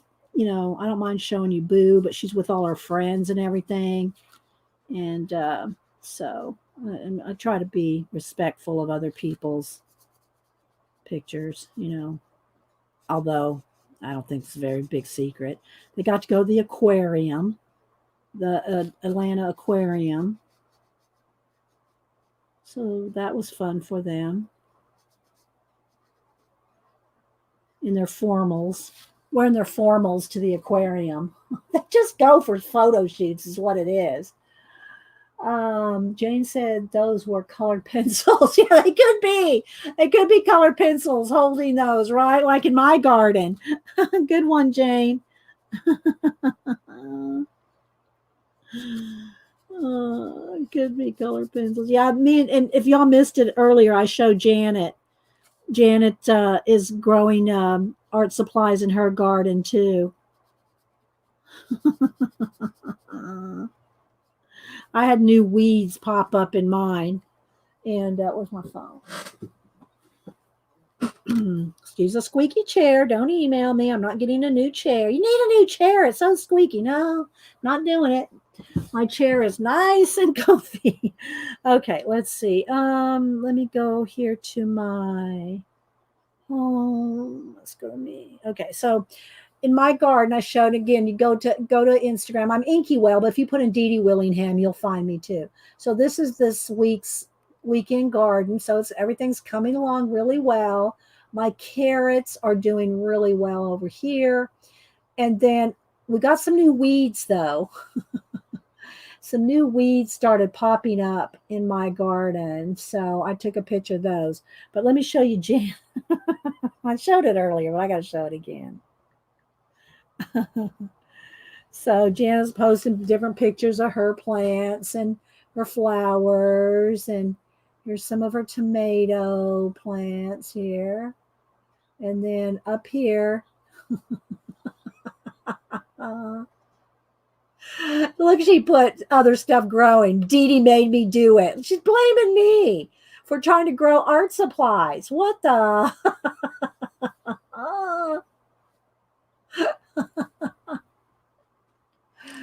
Oh my goodness. All right. Let's see. And I got some other some kind of little leaves growing down in here. I think I'll just take my peacock green and just color in these leaves. Just a nice flat dark green. Not really any shading to these little background leaves kind of in the garden.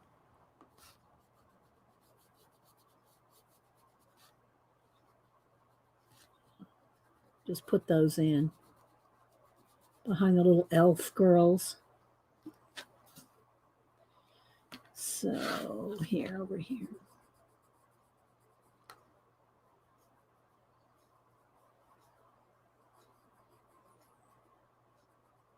So because I'm just going to do these one solid green, then, if you're only going to do a solid color and you're not going to do any blending over it, then you can just hard pressure a dark color down. That's what I'm doing here.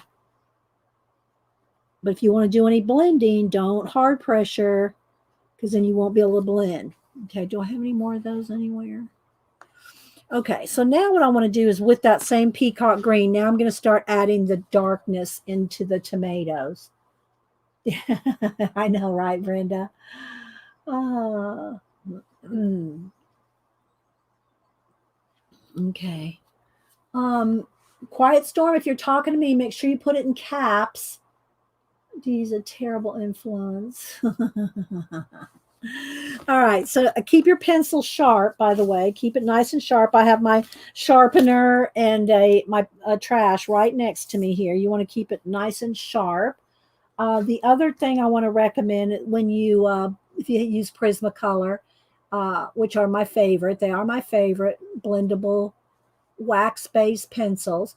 And if I run low on a set, I'll buy a set when they go on sale or something. But when you like restock black, white, certain colors you use all the time, when you buy them individually, make sure you check the barrel here. This one's got some smudges on it, so let me get a white one. It'll probably be easier to see. Make sure that the barrel is centered. See how that one's not quite centered? If they're not 100% centered, they're going to break easier. So let's get another one that's not off center. I'm going to white or light color here. Okay, so this one's centered a little better. Well, it's a little off. It's a little off. Not as much as the other one. But you want your wax, you want your pigment centered if you buy them individually. If you buy a set, you're just like, whatever. If you get a whole bunch of them that are not centered, I would maybe think about sending them back. All right, so now I'm going to start doing the darkest. And I might even go back in with a tiny bit of black right in the, see how the leaves kind of flare, the veins, they all flare out. Well, first I'm going to start by getting the main veins in here.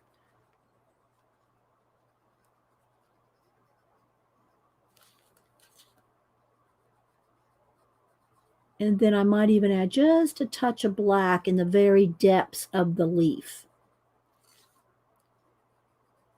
But I'm just kind of going over all the veins there.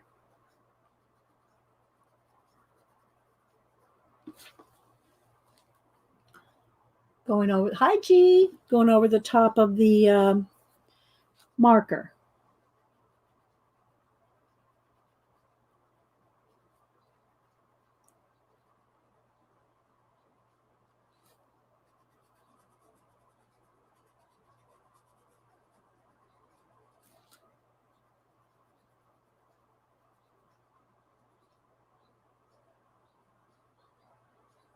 Okay, now already that looks sharp, but it needs sharpening already. See how it's got a dull, flat edge on there? You want to keep it really sharp. You want to keep your pencils really sharp.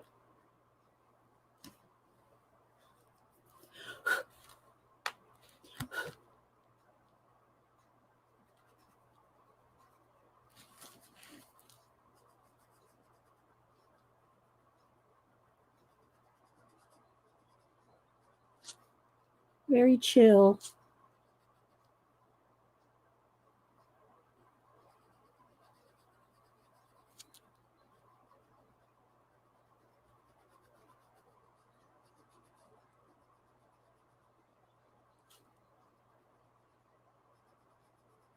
There's a dove out there.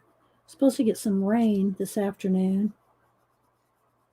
It's real cloudy and misty right now. Why should? Because if they're off center, when you sharpen it, the sharpener is like if you can imagine it rotating, not centrifugal centered, and it makes it break. It just makes it makes it makes the pencil inside break easier if it's not centered.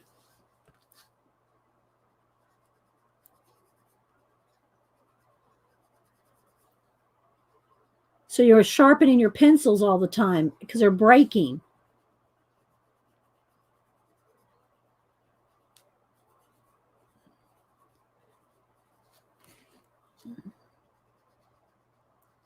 So, yeah, if you have any coloring questions while we're doing coloring today, ask. You know, I like to color with multiple things: acrylic paint, pencils, all different kinds of pencils, although Prismacolor just my favorite. And I think that's mostly because they're like my friends, because I've used them since I was a teenager. So back, they used to be called Barrel. Then they went to Sanford. Then they went to Premier. I think they started out as being called Eagle. And those are real old, though. You're looking way back before I was born, the Eagle ones. But the Barrel are really good. And I think they've gone through different owners and different countries where they've been made. And so, sharpening again. So, Quiet Storm, what do you like to do? I don't think we've ever chatted with you. Are you an artist? Do you have a YouTube channel? What do you like to do? Do you color? Do you paint? Do you a gamer? What do you like to do? Obviously, you're quiet. Let's see. I said hi to Judy. I don't know. I probably miss people coming in. Not on purpose.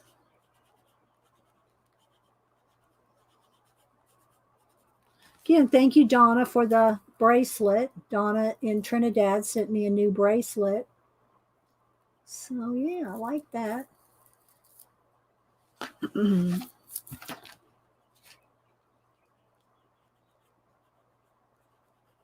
Okay, did I? Oh, here's one. I was going to say, did I miss any? And remember, I have a piece of cardstock behind this so that it doesn't dent the next page if I, put any pressure or anything happens to,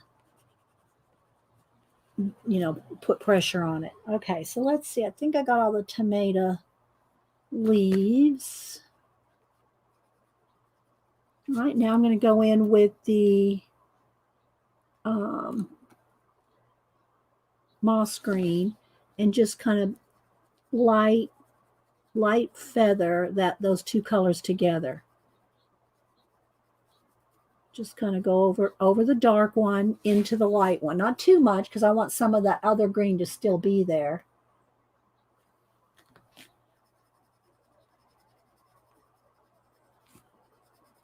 Just so it's not a harsh blend.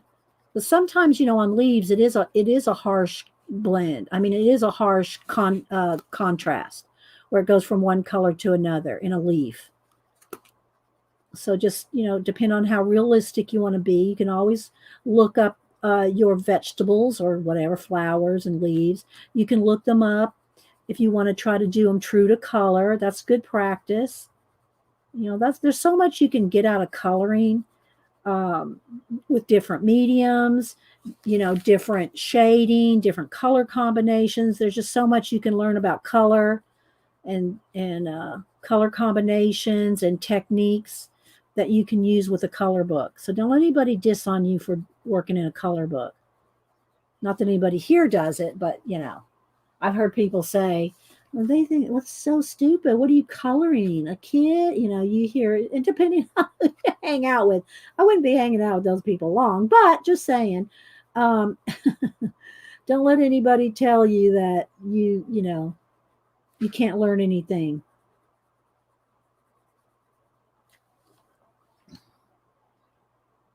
Coloring, there you go. And Tina said, coloring is my therapy. See? Oh, no. Hi, Amanda. Who else? Lisa. So can you see some of the blend, like from this to this? It just has a little bit of softening to it. Okay, time to sharpen again.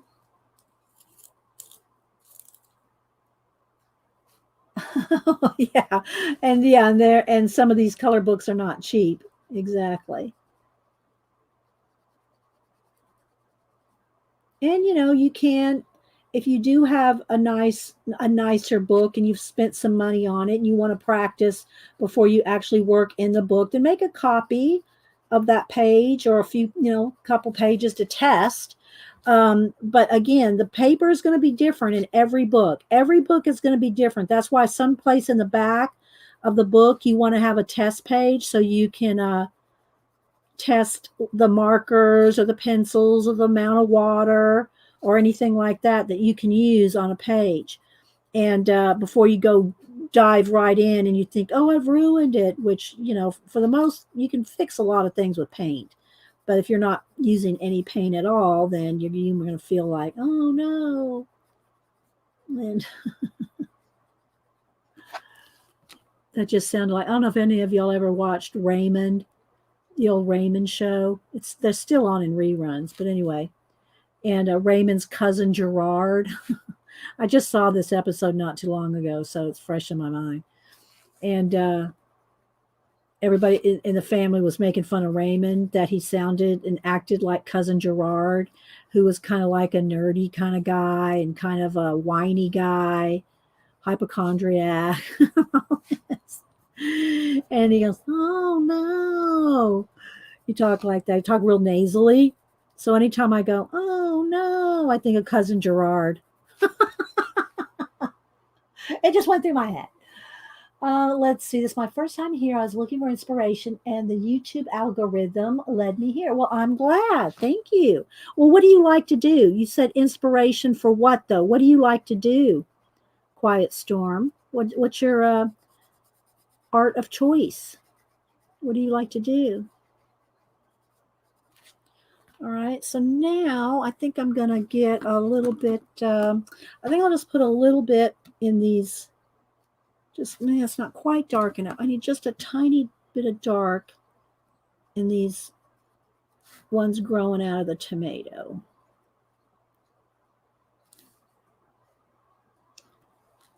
Just a little bit.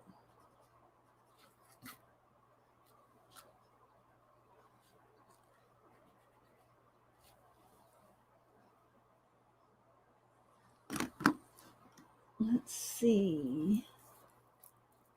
Oh, thanks, Judy. That was nice of you to say that. Uma, welcome. This is not any scam. Well, okay, Uma, welcome.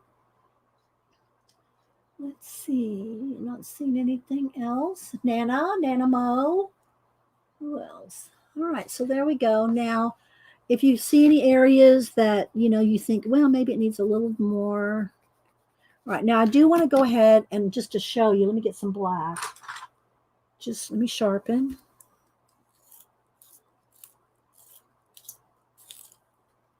And get just like, I sharpen it nice and sharp. It snapped the point off. Just a tiny bit in the very darkest part of the leaf. Now, I don't know if you can see that. I added some black right in the very dark. It may not show up on camera, but I can see it. I just want a tiny bit of very, very dark. Just right in the...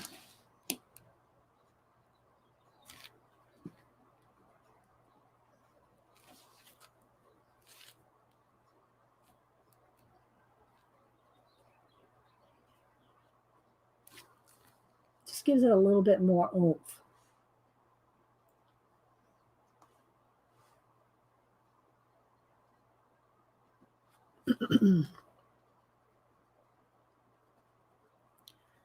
Like I said, it's not showing up much on camera, but I can see it just a little.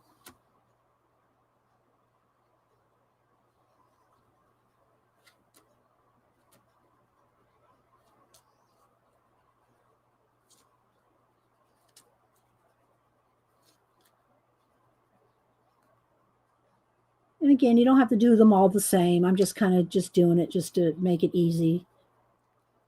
Doing them all the same because they're not really overlapping, right? There's not a lot of all these tomato leaves overlapping each other so that they still stay distinct. Lost feed. Am I still here? Judy asked a question. Judy, you are loved and much appreciated. Oh, thanks, Judy. Thanks so much. You're into okay. So Quiet Storm says into oh, there it is. Sketch drawings right now. All right, so there we got that. Now, what I want to show you though is, well, do I want to show it on these leaves because they're not? Let me get some yellow, like a yellow ochre color. Let's just see how much light I can get on the edges with that. Okay, so that's going to be, I think it's going to be too dark. It might have to go a little more orange maybe. Let's try this. This is, again, it's so hard to see. Orange, sunburst orange. I'm going to sharpen. So I'm going to put this on the very edges. Oh, welcome back, G. Oh, did you have to refresh? Okay, so what I want to do is I just might, just to make a little variation in the color, let's just put a little bit of maybe orange on the edges of these. I don't know if that's even going to show up. It is a little bit. So just along the very edges of the leaves, I'm going to put a little bit of this orange, which as long as you didn't hard pressure everything else, you should still be able to get on top of some of that marker. I think it's showing up a little. I think it's showing up. So I'm just going to go on the tips of all the tomato leaves with just a little bit of that orange. Give it a little variation. And then I'll show you what you can do with the Posca, although, again, you're not going to have really highlights per se on a fuzzy tomato leaf. They don't really have shine. They're fuzzy. They're fuzzy and dull and dark. But I kind of want to show you how you can highlight something. Well, I don't have to do it on the leaves. I could do it on the tomatoes. And I'll save it for the tomatoes. We'll save it for the tomatoes.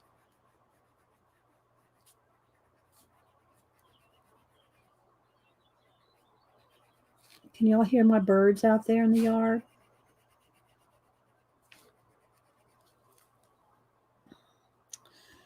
Okay.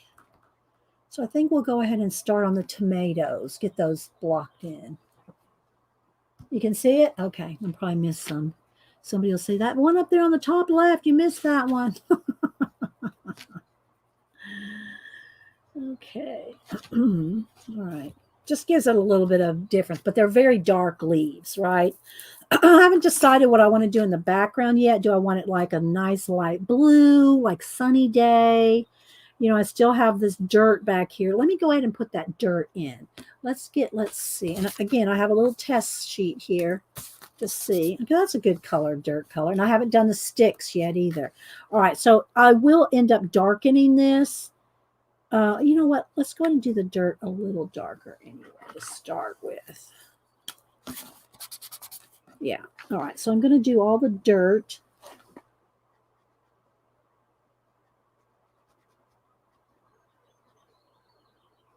A fairly dark color. Hopefully I'm still in frame here. Because I want that wood that's holding up the tomato plants. I want it to be a little bit lighter, like this color, so that I can shade the wood. So I wanted a different color than the dirt, right?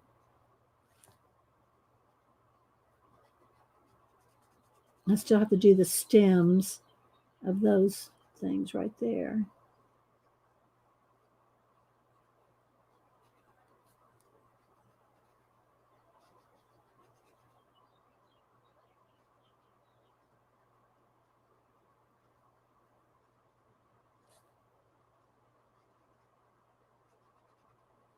You can add a little darker brown pencil in the dirt to make it even a little darker.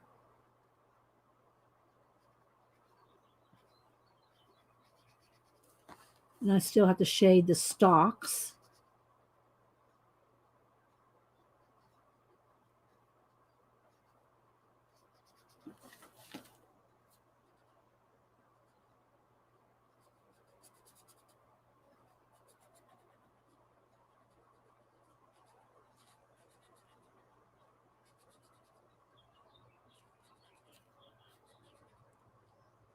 Very tiny. I got to kind of take my time because it's little.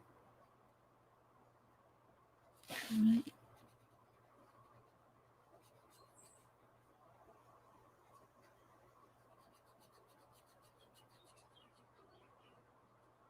All right, just to get some color in there. Hi, Melinda. Hi, Kenny. Joannica. I think I said hi to Maseki earlier. Ashley. Thanks, everybody, for popping in. Thanks for all the lurkers. All right, so I'm going to stop on that for a minute and then go to the light green again. I think I'm going to do these little stalks of these little tiny leaves, whatever they're, like 3-leaf clovers or something. I'm going to go ahead and do them real light green, just to make them stand out from the other ones. All right. Then I got this brown. There's a ladder. Let me see if I might want it even a lighter wood color. Maybe I'll just even start with a tan because I can always darken it. So I'm just going to base coat in the, what do you call it? The wood, the boards holding up the garden.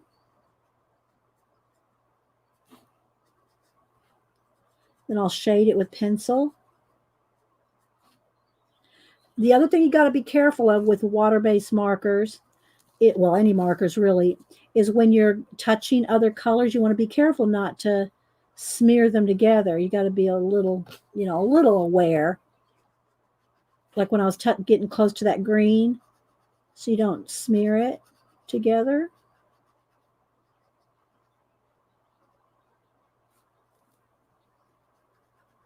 And you don't have to color every inch with the marker first. If there's an area where you go, I'm just going to go ahead and go straight in with pencil in that area, don't feel like you have to add marker everywhere.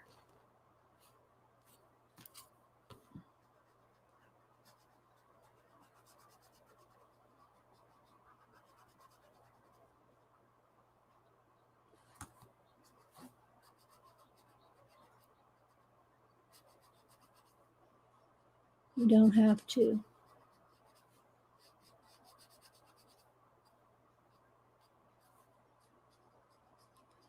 But this is tiny, so I'm having to kind of be a little careful here.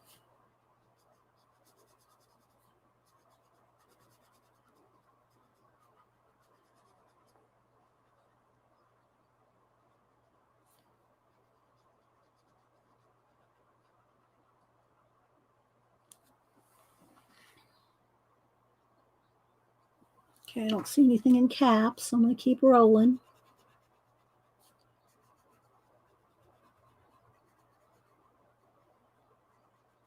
And I will post it on Instagram when it's done. Don't know that I'm going to finish it, completely here.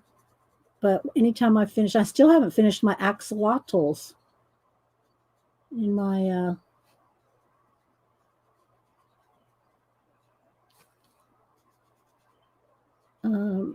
not World Within Worlds. What's it called? Yeah, the newest one. I need to finish that one. I'm still working on the axolotls, but I've been doing other things too, mostly getting my garden in.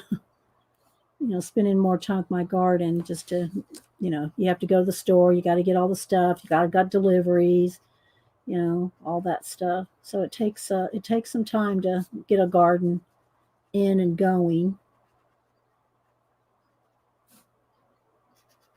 But now I'm pretty much to just the watering and the picture taking. Just the watering and the picture taking now. Julie G. Hi, all. Did you question? Are you coloring over super tips with Crayola? No, I'm coloring over Crayola super tips with Prismacolor. But you could use Crayola color pencils. They're pretty. Crayola color pencils are a good budget friendly pencil. They are a good pencil. But then I like Prismacolors even over Holbees or Lumies, and they're very, very expensive. You can, for a set of luminance, I think it's 300 and something dollars.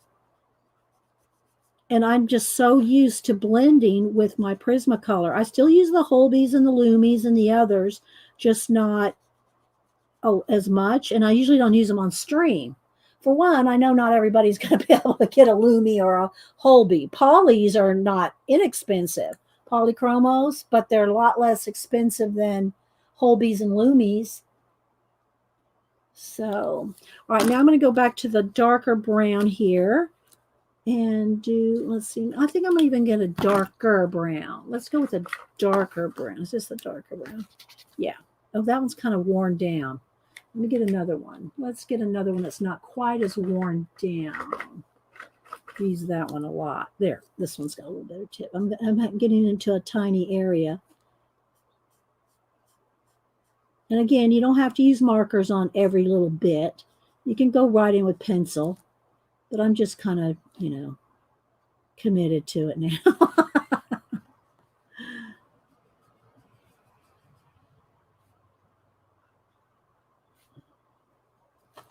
And then these wheels, I'm going to go ahead and do them dark brown.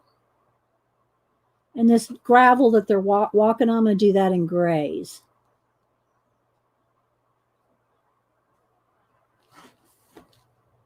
So we'll do that next. We'll get to the tomatoes next after the gravel.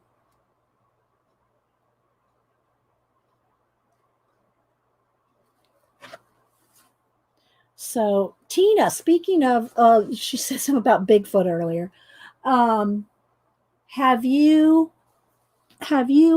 Did you watch, or is anybody watching on the Travel Channel, that Bigfoot expedition Bigfoot? I'm not, Janet, was your son involved in any LiDAR this last season? Janet's son does LiDAR for a lot of those TV shows. Jamie does. And so anyway, this Expedition Bigfoot, the new edition, has been on this week. The last few weeks. I think they streamed it all together last week or the week before. But anyway, so the newest episode, I think, is episode 6 or 7. I think they have only one episode left. Did anybody see that last night? Oh, thank you, Quiet Storm. That's very kind of you. Thank you very much. I'm glad you found us. I'm still trying to wake up, Julie says. So anyway, Jamie did one of the Bigfoot shows, Janet said. Okay, I didn't know I thought it was Expedition Bigfoot with the woman that she's an expert in gorillas and has been to all different kind of expeditions on gorillas in Amazon and all kinds of things. Anyway, she has 2 or 3 different guys. Of course, they have camera guys too, right? But anyway, last night it was really kind of creepy and interesting. James contracted him to do another. Okay. So I know, Tina. So anyway, what happened, I'm going to go ahead and get out some grays and do the gravel while I tell this. Let me see here. Let me get a couple. Let's see. That's a nice light gray. Let's see. Go with that one. Oh, that's kind of a blue gray. I like that. So we're going to go with that blue gray and then a darker gray. Yeah, these two. I can't tell you names. So I'm going to do this blue gray and then I'll do the little gravel with the darker. So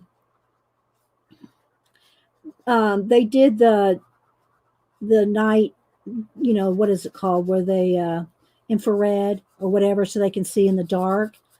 And the guy was like way off, not too far off, but kind of far away. And the girl, Marie, I can't think of her name, Marlena. Anyway, she was filming it and watching through the infrared camera. And I might have that wrong. I don't know if it's infrared, but that night vision kind of thing. And the guy who was kind of not far away, they're in radio contact too. Now, if you haven't watched it and you don't want spoilers, then don't listen to me right now, because I'm going to give a spoiler. So you don't like spoilers, warning, Will Robbins, warning. So he could hear something, and you could kind of hear faint, like something going crashing through the woods. Of course, they're up in British Columbia. No, is it British Columbia? No, they're in Kentucky this season. They're in Kentucky. Sorry, it was last season. They're in British Columbia, I think. So they're in Kentucky, and so they hear some kind of noise in the woods, right? It's kind of faint, and it's hard for you as the viewer to really hear it, but you can hear a little bit, and you can see a little bit of movement. So she was watching on the infrared, kept watching and looking and see if, when they could see some kind of bear or deer or something coming up to him, right? Then his camera goes out. So he's sitting there in just the pitch black. He could turn on a flashlight, but he doesn't want to mess up the infrared and all, right? I'm just dotting all the little gravels. And so all of a sudden, he says, I can feel cold. Can you feel that cold? She goes, yeah, I feel it's a cold, like coldness around me.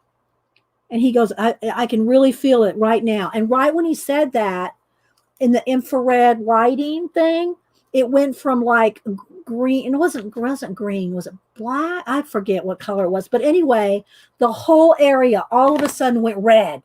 Like it started glowing. It was like a red glow just appeared in the woods all around the guy, and within maybe, I don't know, couple hundred, maybe 100 yards, just like around him.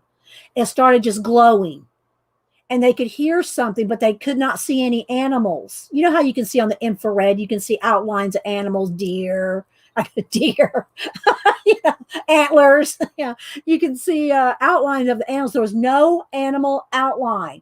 It was just a glow, and they could feel it, and they could hear something. Now remember, they're out looking for Bigfoot, right?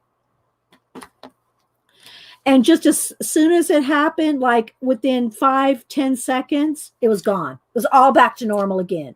And the sound was gone. There was no coolness to where he was sitting. It was just gone. It was just weird. It was really weird. I don't know, Devin. It didn't, they don't know. They don't know what it was. But to see it on the camera, infrared and all that changing, like right then, and I know anything can be faked, guys, so don't email me. It's a fake, because I don't know if y'all heard that they found that one UFO video. And again, I'm just passing on what I've heard on the internet, so it is what it is. Apparently, when they showed not the TikTok one where they're calling TikTok, I don't think that's one. The other one where they're looking down and they're following a UFO over. I think some of it's over water and some of it's over land. Have y'all seen that one? And it's from it's like from a plane, and you're looking down and you're seeing they're apparently following something going across the ground, right? Well, come to find out, that was a bird. That was a bird.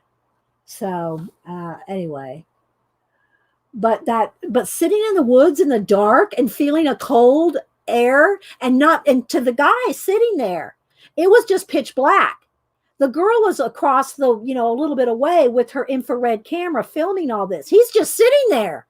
He is just sitting there in the pitch black, not seeing anything, but hearing crunching sounds and feeling a cold air. Do you think you'd be just sitting there? Oh, but anyway, thanks, Denise. It's the video from the fighter pilots that fascinate me. Well, this one was from some, I think this one was a fighter pilot, and it was the looking down one, though. Not the one where they were chasing, if I'm right. I could be wrong on it, but it's not the one where they were chasing some triangle things. Not that one, but the one where they were looking down, and you could see something going across, and they were following it. And it was going across the water and the land. It was going just, and they were following it. Well, apparently that was a bird. Jane goes, I'll be running and screaming. All right, so see, you can see where I've done a little bit. Now what I want to do is get out a kind of a blue-gray pencil. Let's see if this one's going to be dark enough. No, it's not going to be dark enough. Okay, this one. This one is 50. Is it 50? Let me get it up under the light. Slate gray. Okay, I'm going to get my slate gray. I'm going to sharpen it. So anyway, it was really creepy, because a lot of times, they'll see some movement, they'll see a glow in the woods with their infrared. Sometimes you can tell it's a deer if they have antlers, or it's real tiny, it moves quick, you can tell it's a rabbit. They can tell certain things. But this was odd. It was really odd. All right, so now I'm going to take my slate gray, and I'm just going to shade right over the top of my marker, like where there'd be a shadow under the little elf girls here, a little bit under the wheels, and just kind of fading it out here a little. Just going right over the top of everything. See how I'm giving it a shadow where the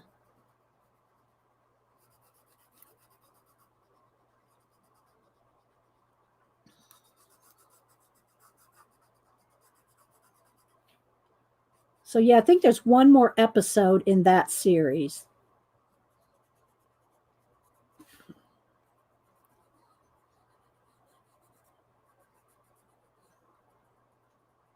All right, so something like that. Maybe a little bit. Let's bring it down just a little.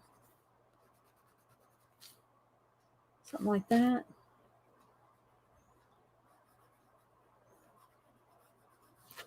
Okay.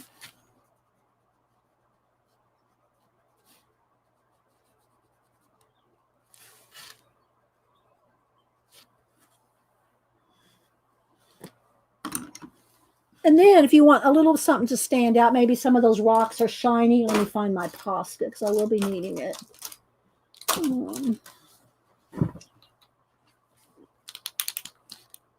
This one's, I need the sharper one. Let's see the smaller tip.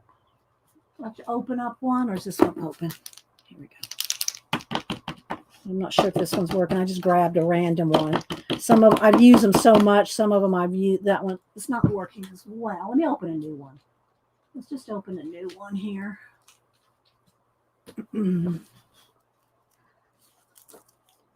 Take the plastic off.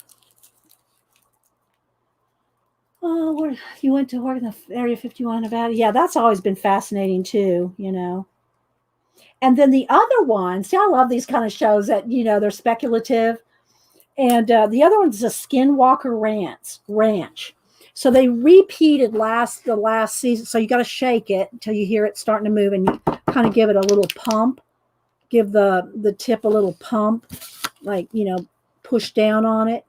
And I'm over here on a piece of paper, so I don't want to get it on my book. Skinwalker Ranch, that's another one.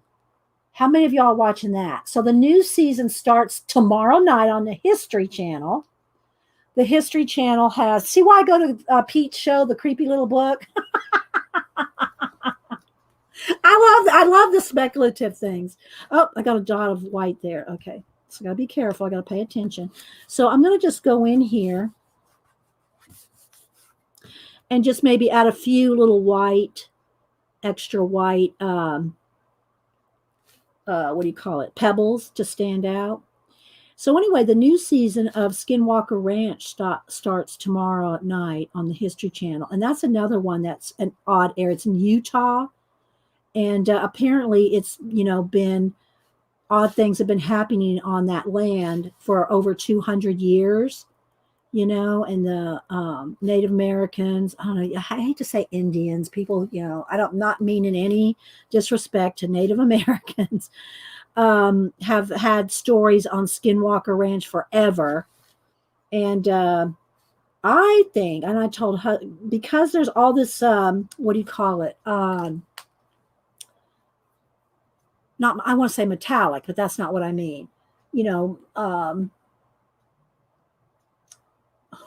I want to say it, not metallic.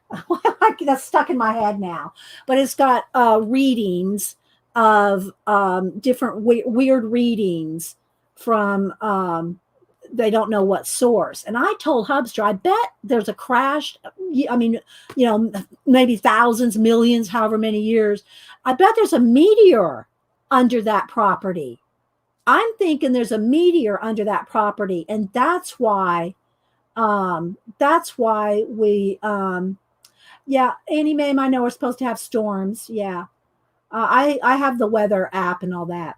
So not quartz, yeah, but what am I thinking? Not metallic. That's just the word stuck in my head. But anyway, I'm thinking that it has to do, no, not radioactive, magnetic. Thank you, Sarah. Magnetic. That's the word I was trying to think of. There's all kinds of magnetic changes going on with their instruments. And I still think, and I don't think they've said this, maybe they have and I missed it, but I'm wondering if there is an old meteor under that property. And that's what's making a lot of the weird lighting effects that happen and the magnetic changes on that property. I don't know. So the new season starts tomorrow night. Yeah, electromagnetic readings. Yeah. Thanks, guys. Okay, so there's some little pebbles. I just put some little white dots, some little pebbles. All right, now let's get to the tomatoes because I wanted to put a shine on them. So, yeah, I don't know. It could be the ley line. It could be. There's so many things it could be, Tina. But because in this, it's in a certain area in a mesa with a weird ridge, and it almost looks like there could have been a crashed something there. And if they're picking up kind of magnetic readings with their, not LIDAR, but their other, ground penetrating radar and other things, I'm thinking it may be that there's a meteor under that underground there. But anyway, I'll be under the covers. Killing pace.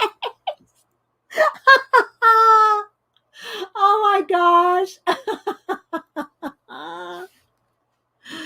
Well, if you like those kind of stories, trust me, Tina is a mod over at Pete's channel. He does real creepy stuff. This is nothing. If you get creeped out easy, though, be warned. I warned you. Okay, so now let's go ahead and do the tomato. So let's see what red. I want kind of a light red so I can shade.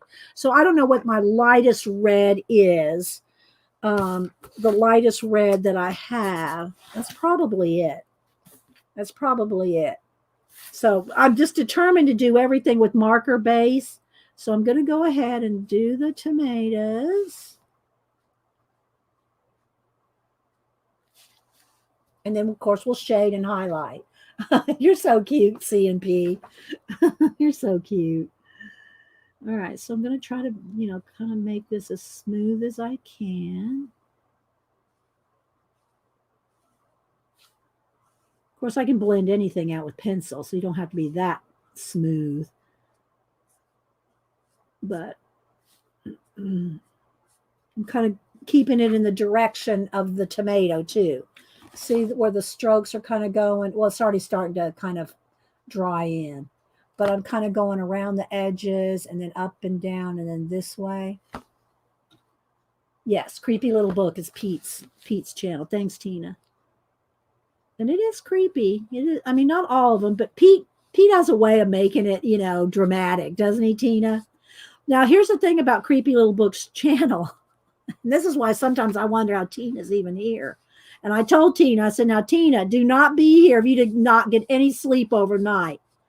because Pete will, his shows don't even start till midnight, sometimes 1. And then sometimes he'll go a double show and he'll be up till 4 in the morning. And I told Tina, do not be here if you did not sleep, you know? So, but anyway, so I have to watch recordings on Pete's. I can't ever be there live. It's way too late for me. But if you ever wake up in the middle of the night and you want to get creeped out, then there you go. uh,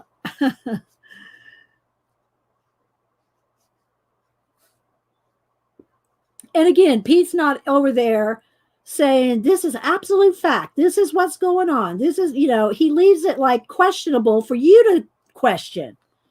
Question everything, question it. So, yeah, see, Tina said. Oh. Yeah, he does. He does make it interesting. Okay, so there we go. We got those basting out. Now they're wet, so I'm going to either let it sit for a minute or hit it with the heat gun because it's you don't want to go right in with pencil. Let me do these sticks in the back. I think I want them like a yellow ochre. So let's see. This might be too dark. Do I have a little bit lighter yellow ochre? There we go. It's a little orange, a little more orange. And I just stuck my hand in right here. Let me get that Kleenex I was using for cleaning off my water brush. There's a little bit of that white Posca here where I pumped it and it went over. Okay, so now I'm going to go. And if you ever get these black super tips, they're scented. And the orange and the yellow smell exactly like Fruit Loops. If you've ever smelled Fruit Loops, it's the exact scent. I think they use the same chemicals in Fruit Loops that they use in these markers. It's the exact same markers. Okay, so I'm going to color these a yellow kind of orange, and then I'll shade it with more of a darker yellow ochre. So just to have it kind of a, differentiation between the plants and the wood and everything else.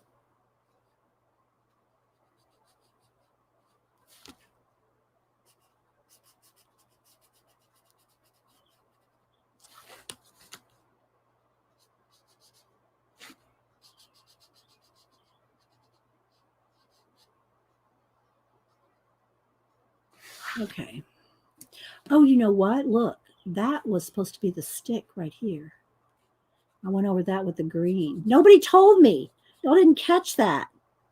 Y'all didn't catch that was supposed to be the stick. Oh, well. It's going to be a darker stick. I'll shade it in. I'll make this one look kind of the same. Okay, so I should have noticed because the rope is going around it.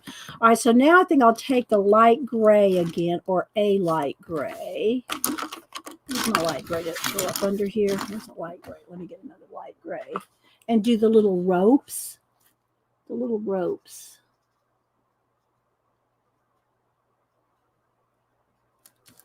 The little string or the little ropes. I'm going to do that gray.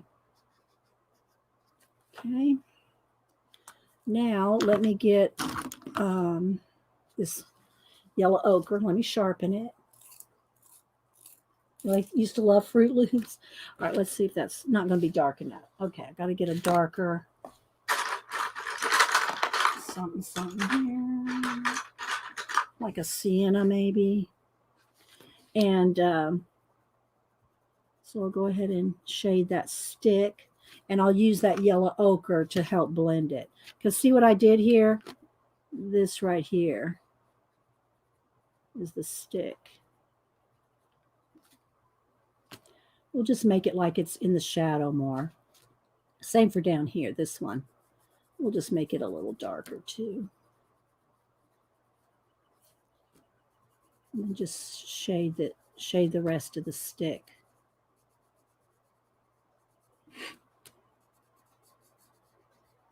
I think it's supposed to be a bamboo because it has lines going horizontal across it. There might be supposed to be some bamboo. But I'm just going to throw a little shade. Throw a little shade. You still keep Fruit Loops in your kitchen, Miss Mary Berry? Do you turn over and look or hold it till daylight? Oh, you must not be talking to me, Judy, because I don't know what you're talking about. Turning it over in daylight. I don't know what you mean. Okay, so there we go.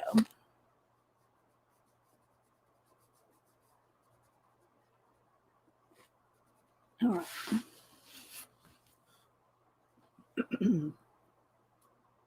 Something like that.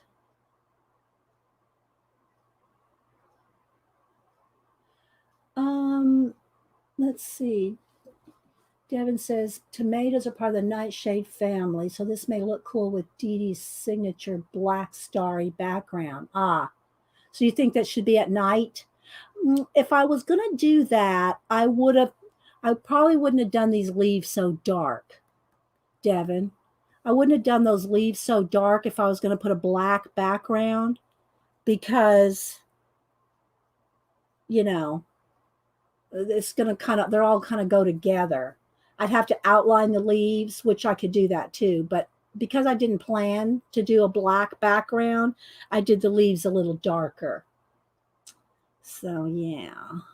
All right, so now some of the dirt in here, I could even use a darker marker, but I think I'll just get a dark pencil. Do I have one out over here? So here's everything I'm using. It's right over here. So let's see, did I get out or leave out a dark brown? I think I left a dark brown pencil out. Let's get a dark brown.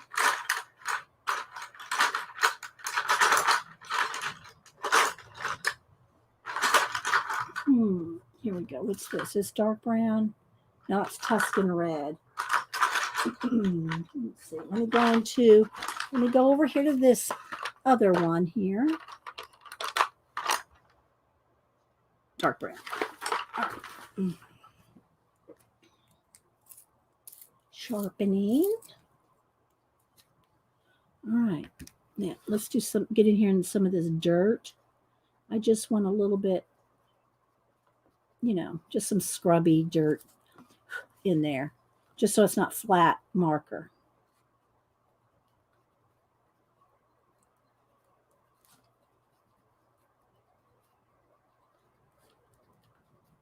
Just make it a little variation. And we'll go back to the tomatoes next.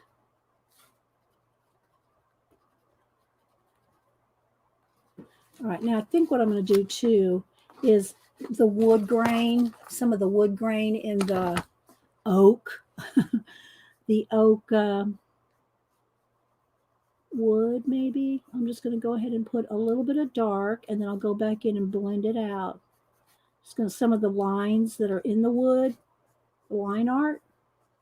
I'm just kind of going right over the line art of the wood. You can do this with marker too, or a combination of both. I got to do some shading on those skinny little branches or little stalks there too. All right, so I'm just going to put a little bit of that in here.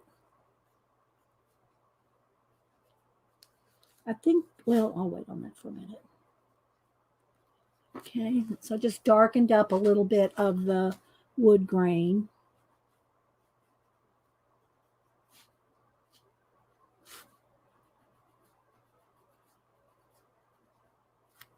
Maybe just a little darker on the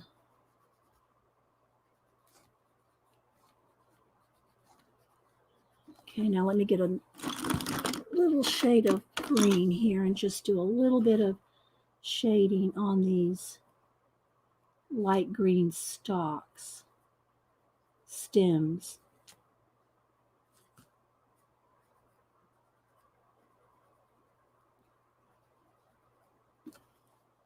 Like that. Just a little bit in there. I don't see anything in caps, so I'm going to keep rolling here. All right, now I'm going to get maybe a little bit of the yellow ochre and just kind of do a little bit more. I think I'm going to have to I might get some marker on some of those lines. And I think it needs to have a little bit more shadow wood, or a little bit more variation in the wood color. So let's put this.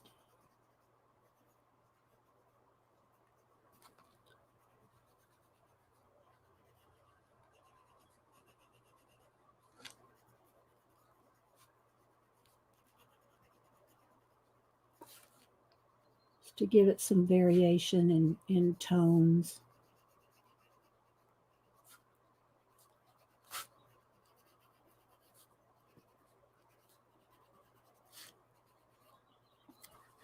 Okay, now I think I want them to have, do I want to have a little black leggings? Or do I want them to have little black boots? Oh, sorry, I can't see. All right, let's see. What are the pesky insects that invade our gardens? I don't know. I don't have any bugs in my garden. I don't know. I get some aphids on my roses sometimes, which if I catch them, I can just hose them off and they, you know, I don't really get any bugs in my garden.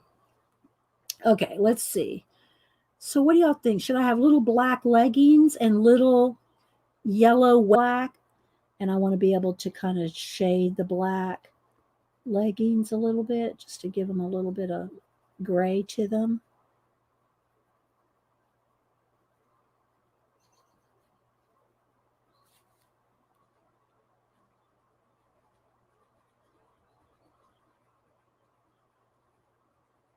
And then their little legs will stand out from the wood and everything. Say just a little bit of gray, and just, not quite solid black. Whereas if I went with a black marker, then it would just be solid black. I'm just leaving a little touch of lightness to them.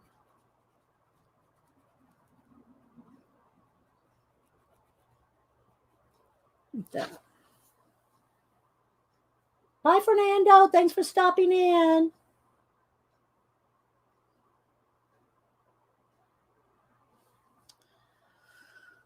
Okay, let's see. She's got on a little glove, so that would probably be like a little gray glove, maybe. Oh, no, I think that's just her cuff. I thought maybe she was wearing, had a glove on, but I don't think so. All right, so then let's go back to the dark brown and the little handle that she's pulling the wagon. All right, now before we do anything else, I want to do shade on the tomatoes. So let's get a couple. I want my Tuscan red. Let's get my Tuscan red, a regular red, and maybe a medium red. I don't know. Let's see here. Okay.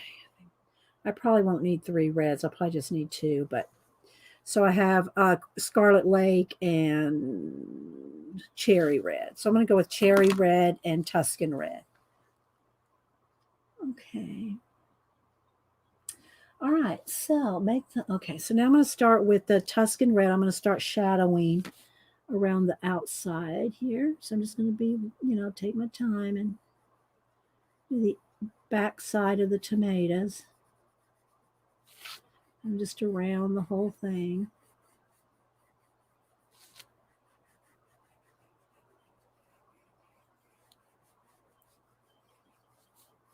And depending where the light is, you're going to have one side a little darker than the other. So if we have the light coming from over here.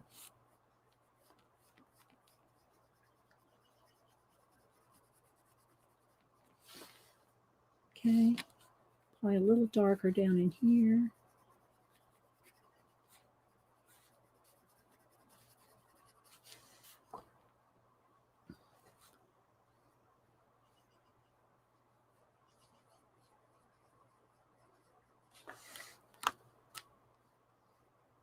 Sharpening.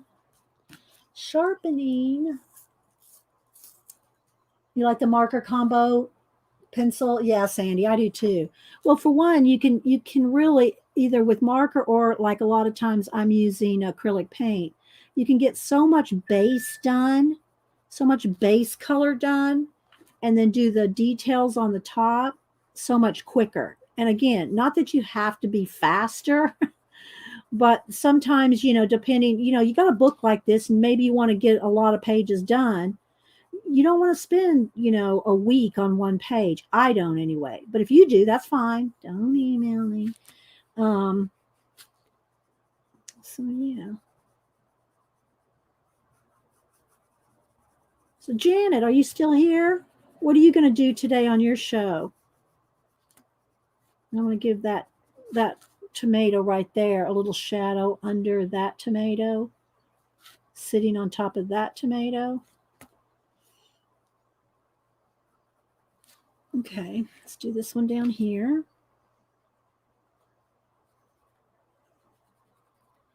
Again, keep your pencil sharp. I'm going in between little fingers and, give it some shadow up under that.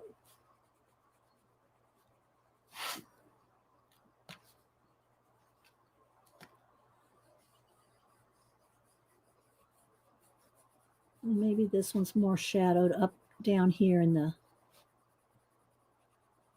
wagon.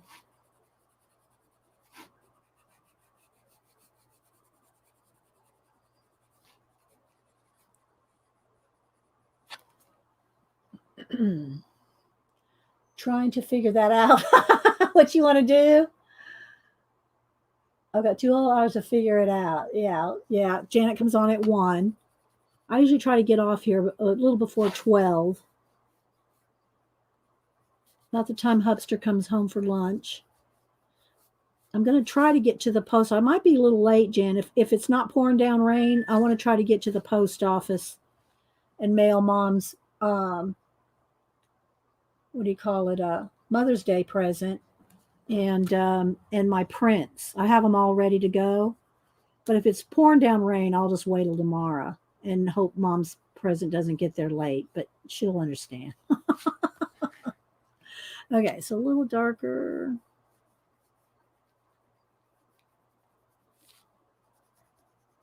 But they close for lunch. My post office does closes for lunch, so I have to wait till they open up after lunch. But I can be there when they open back up, so I might be a little late. Like the tomatoes? Okay, so now I'm going to take the cherry red, and if there's any pencil, any place where it needs to just be blended out a little, just real softly, because, tomatoes are really smooth, right? So just blend it out with a little bit of the cherry red here. So that was Tuscan red, and this is cherry red. I'll put a little shine on it. Just make sure, again, that your marker or any kind of wet medium that you might use underneath, make sure it is 100% dry before you start going over it with pencil.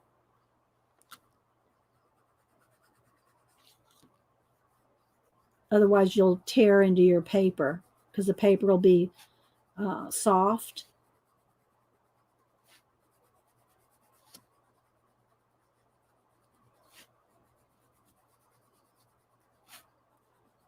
Okay, there we go. All right, so I'm going to take a quick break, guys.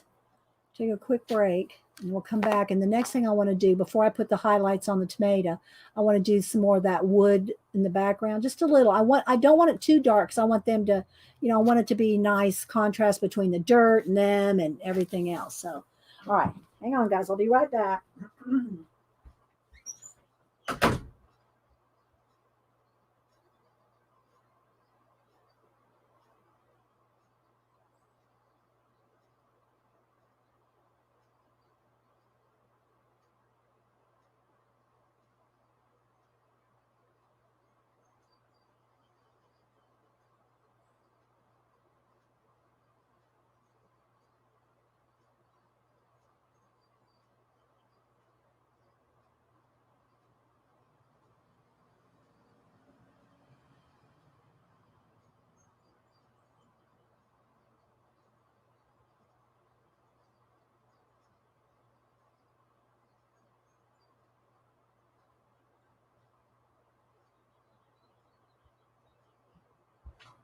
Sorry, I didn't mean to let that door slam. I have the window open and I forgot about that.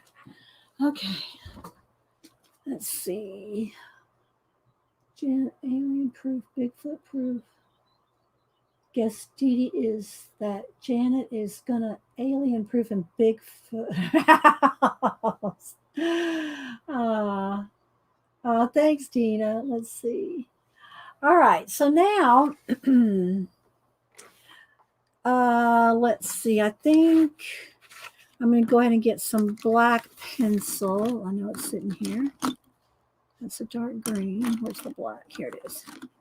And I just want to add, let me sharpen. I look at it and I say, it needs to be sharpened.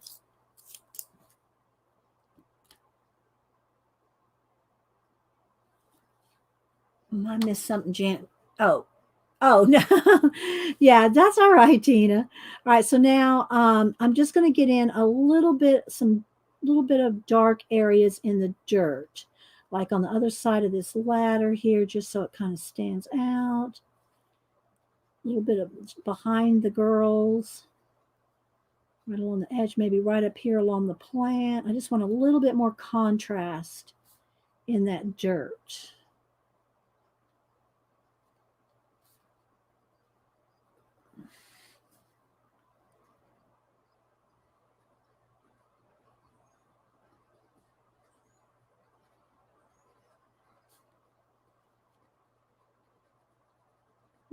Go.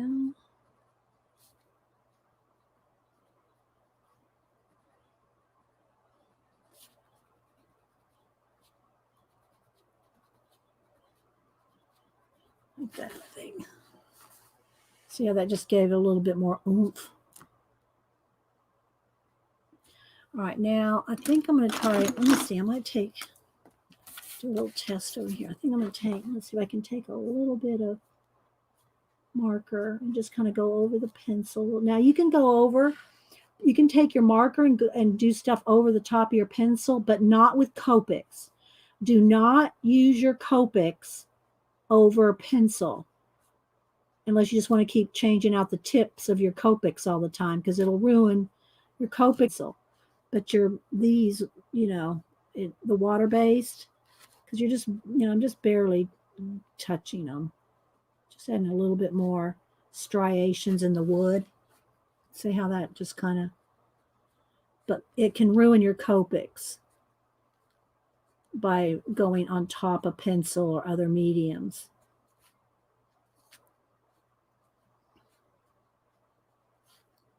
Not that you're using Copics in a color book that's one-sided, because obviously you wouldn't be, but all right, so there we go.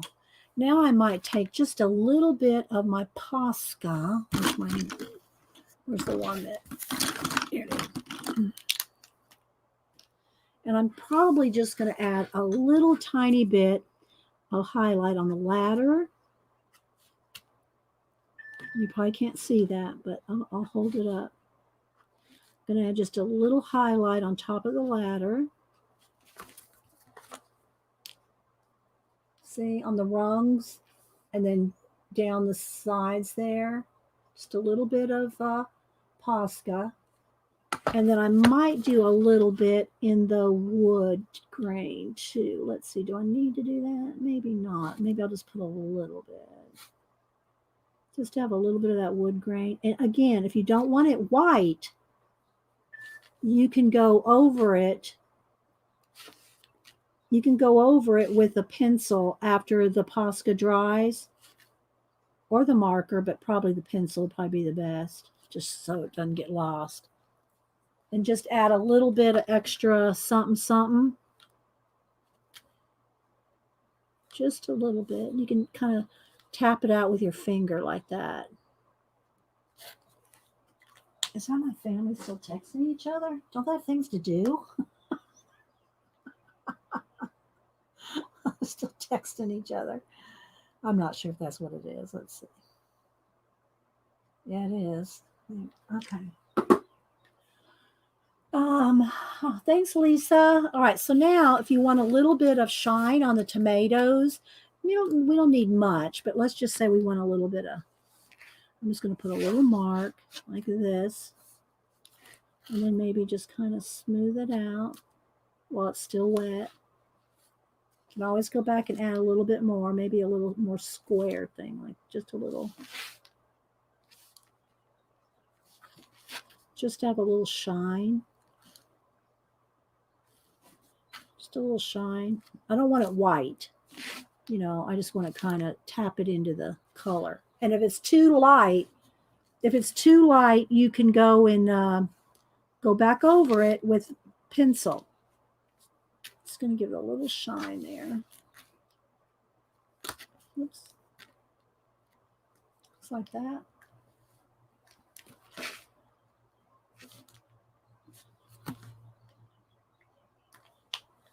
Okay. Doesn't deliver. Let's see. There's someone at the door. Okay. Oh, good. I hope you get a delivery, Tina. All right.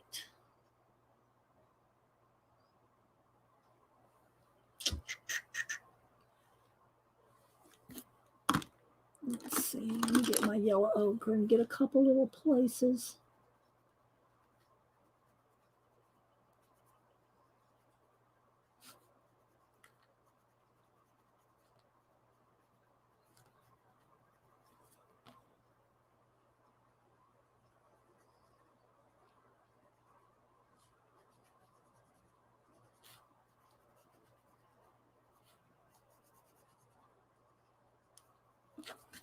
Maybe I just want a tiny bit of black shadow under those rungs, under the rungs there of the ladder. Because it's going to get lost in the, wood of the back.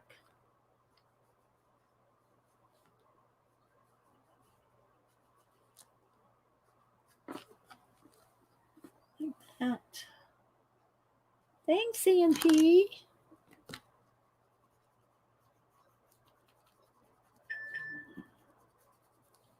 It's going to kind of smooth out some of that oak. I'm imagining it's oak wood on that planter.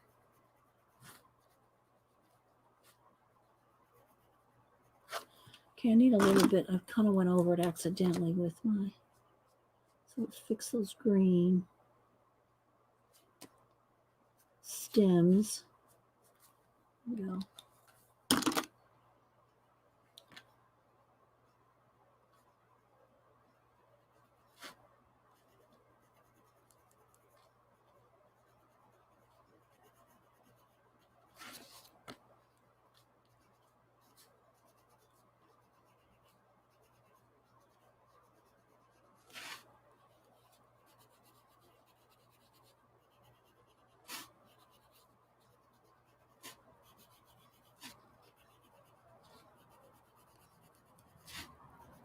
All right, kind of blended that wood out a little bit, smoothed it out a little.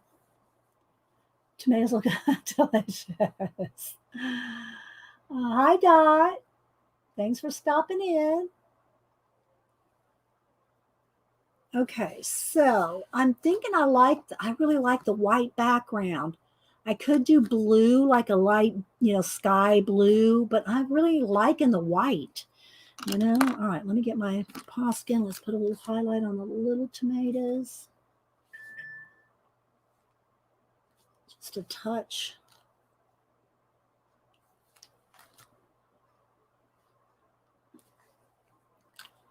All right. And again, I don't want to lose my little ladder there.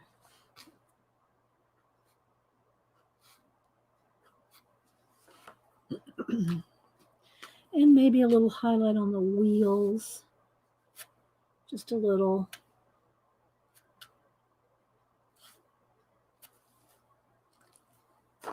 Tiny bit.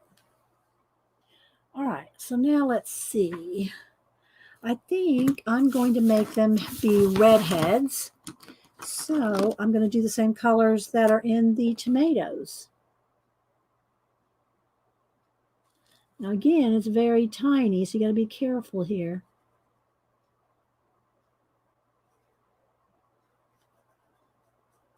I'll put a touch of, just a tad of orange in their hair. So I'll leave a little bit of white just to add some orange.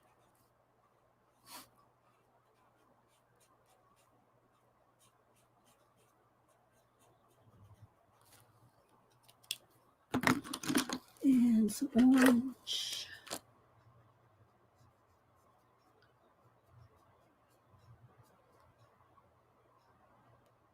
Well, of course, add some highlights too.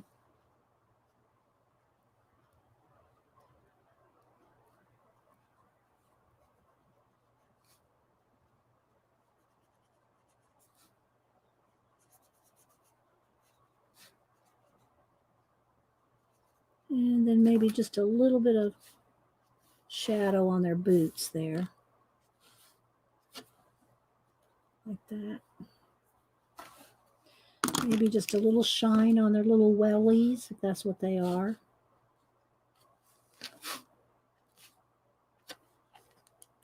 Just a little.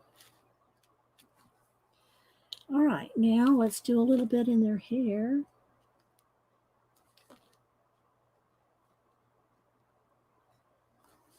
It's very tiny. I mean, I'm very zoomed in. If you could see how tiny these little girls are.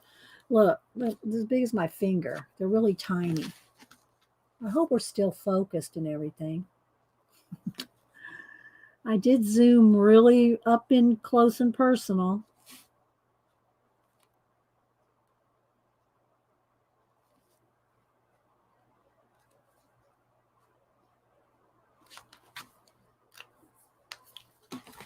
Let's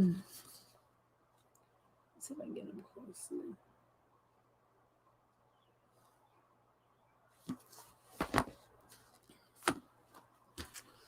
All right, now I think I want them to have little yellow raincoats and hats. I'm not sure what kind of elf hats those are, but I'm thinking I want them to be all in yellow. Let me get a brighter yellow. Let's go with it. Let's just start. Let's just start with a brighter yellow, little raincoats.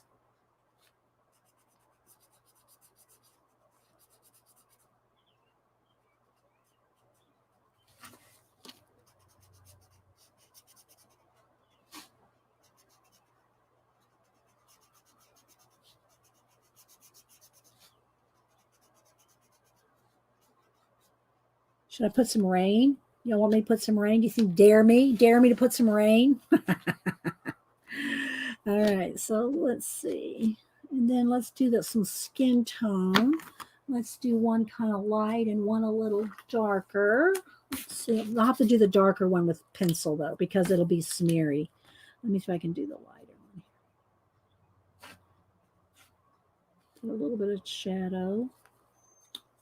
And then it's dry. It's dry. Okay, so do her white skin. Might get in there with a Sharpie pen to go back over the line art. Okay, then I want this little handle to be a little darker. And same thing for the little buttons. I want them to stand out. All right, so now let's put a base coat of pencil on her. Then I can add a darker shade over the top of the pencil. If I try to do a dark, if I try to put a brown over her, you're just going to lose all definition. So I just went ahead and put a light skin color over her. Now with pencil, I can go in here and shadow her without losing all the what do you call it? The definition of the line art.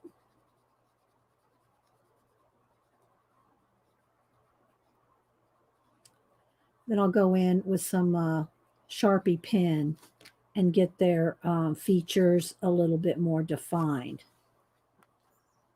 Like this.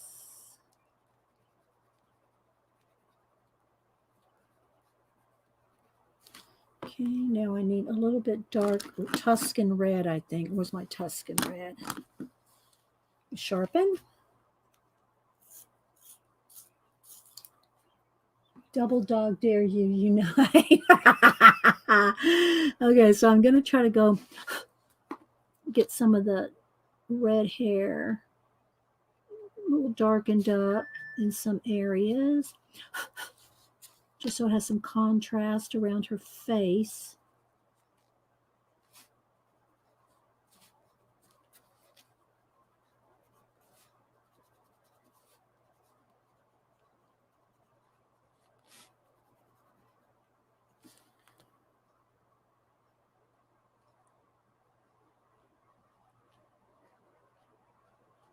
very tiny. I can't tell you how tiny this is. Okay, let's get that little bit of highlight back. She has some braids, so let's kind of do a little highlighted braided. And put a little highlight in her hair. Back in.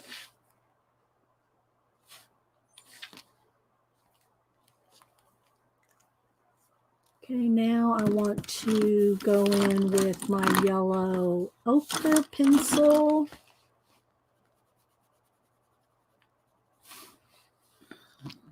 It's not going to be quite dark enough, so I'll put the yellow ochre first, and then I'll have to go back in and darken it even more. I'll do a little scrubby thing there. I don't have my electric pencil sharpener to get that out right there. Okay, so let's go ahead and shadow a little bit with this yellow ochre.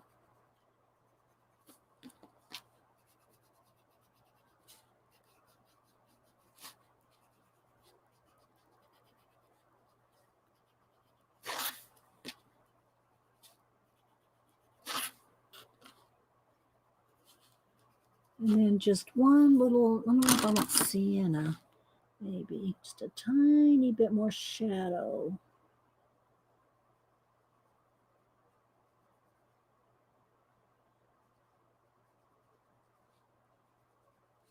Very tiny.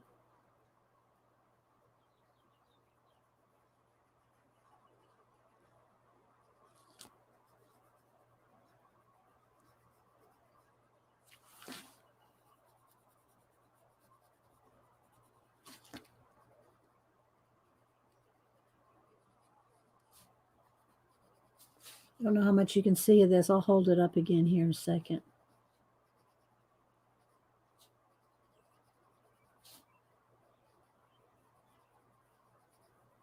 Okay, now let me get a Sharpie pen. Sharpie pens won't go through. Don't use a Sharpie marker. Use a Sharpie pen if I can find one.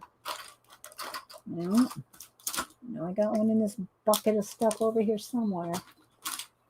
Oh, let's see. Oh, I know I got one up here. Sharpie pen. Make sure I got one that's working. Okay, so I'm going to do the little buttons black.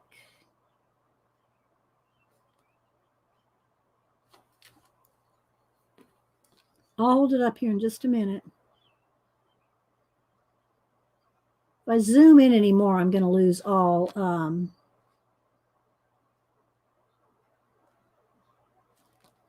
clarity. So I'm going to give them some little pupils. I mean, their eyes are literally the point of the pen. That's how tiny they are. Very tiny. Pastel boxes. I said that under my breath. Oh my gosh. Do you see, you know how I keep you mean for everything or just for my pencils? Tina, you've seen my build that I have right here for I need to get that little handle darker there. She's clutching that little handle.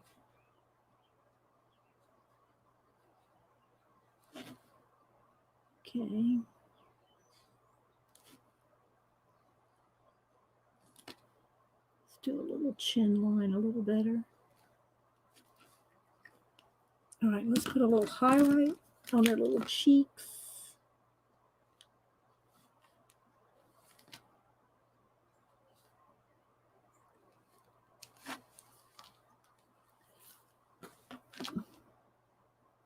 I don't want to get her too dark because the wood behind her will get her too blended in. There you go. Okay, do that, Tina. All right, so now I'm going to do a little bit of shadow under the hair there with with the pen, just to give it a little more definition. right, let's leave that for a minute. Now I got to just do this. Let's see, what color wood do I want? I think I want it like an ash color, like a cream color. Do it as light as I can.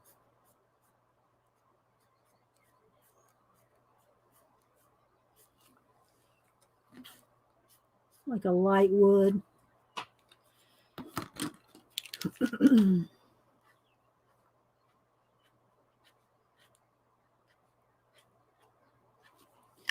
And then there's some little nails.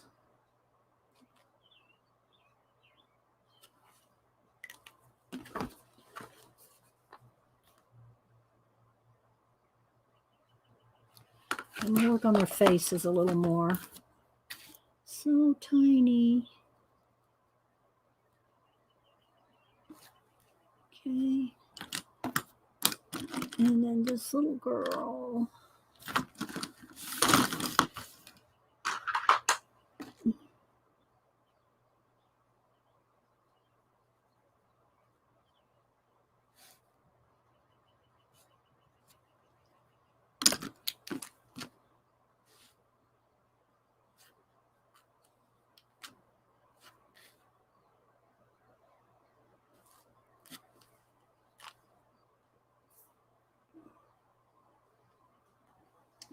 What do y'all think? Looks like they're wearing yellow galoshes. Oh, galoshes. Yeah. Well, that's what I thought. They're like wellies, like little yellow wellies. Let's lighten them up even more. So I'm just going to go over the edges with white, and then I'll let that dry. Then I'll go over that with yellow again. So I can put highlights on here. Put a little highlight. Let's put another highlight up here in the hat.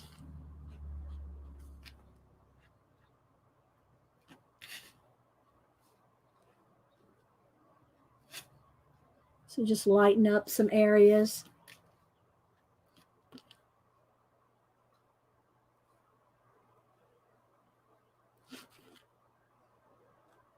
Got to let it dry now or hit it with the heat gun.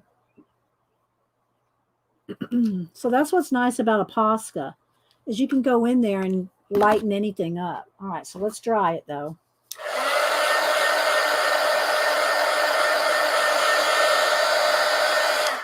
And the same thing up here where I went on, or I didn't go out of lines. I smeared something right there. I'm just going to fix that with the Posca. I could get out an eraser, but my electric eraser.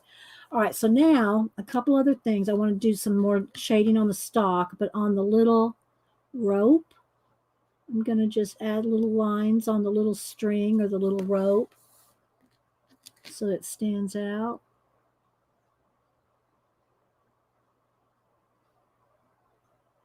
If you buy any Posca, buy a white one. See the little rope now, how it stands out? See their little highlights? I gotta fix this right here. Little highlights on their clothes and in their hair.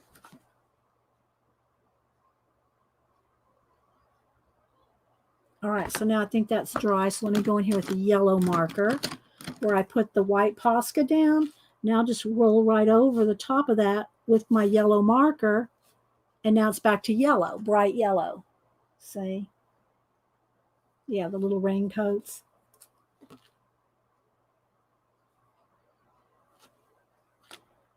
I got too much white in the hat, so I can just go back over it with the yellow.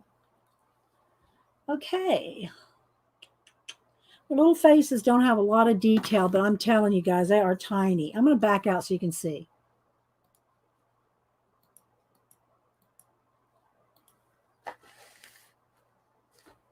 Okay. So you can kind of see where we've gone with it.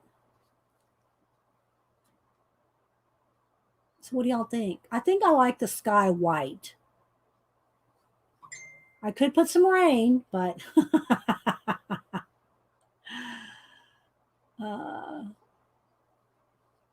I know Julie was going, put some rain, put some rain. Y'all want me to? I have to turn it for this though, because I have to be able to go straight and I can't do it. Let me take this off here out of my way. Okay. All right, here we go. We're going to put some rain. Oh, wait, before I do it, I got to, let me finish those stalks right there. Let me finish those, let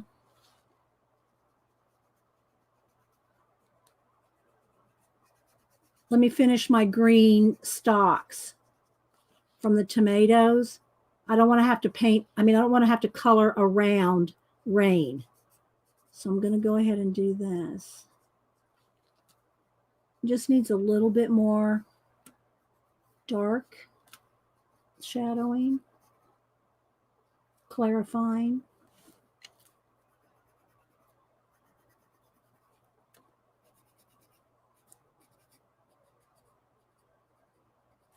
A little shadow under there.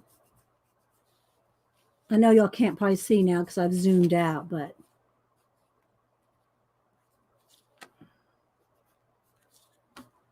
make sure.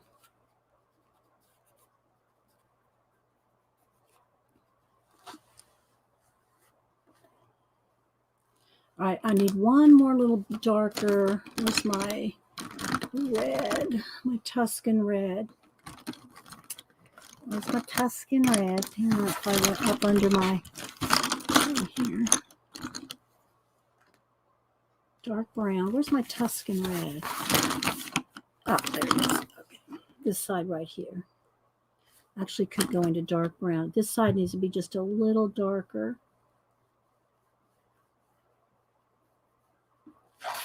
There we go. And then maybe a couple of little wood lines.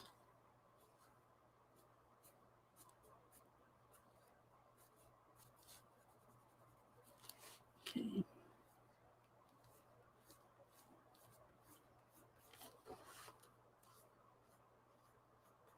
Okay. All right. Y'all ready? Ready for the rain? We're going to probably get some rain here shortly. Okay. All right. Here we go. Oh, thanks, Kathy C. All right. Let's see what we can do. I'm going to turn it, though.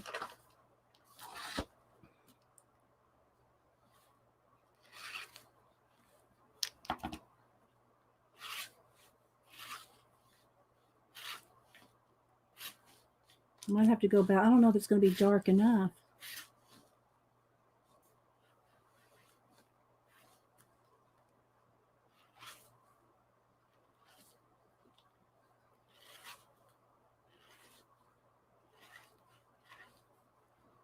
The trick to this is keeping it all going the same angle.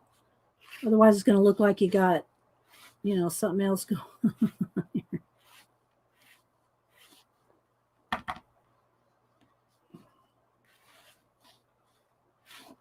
So see, this justifies them wearing raincoats. Now, don't do this till you're completely done coloring them. You don't want to have to color over there.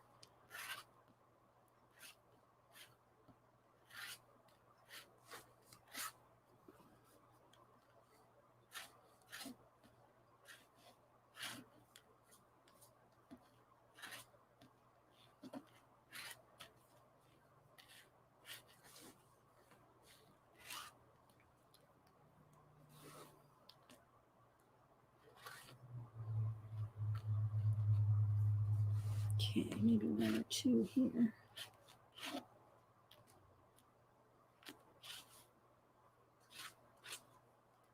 All right, there we go.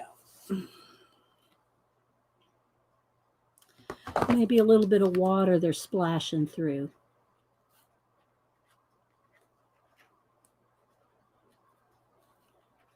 Maybe they're in some little puddles.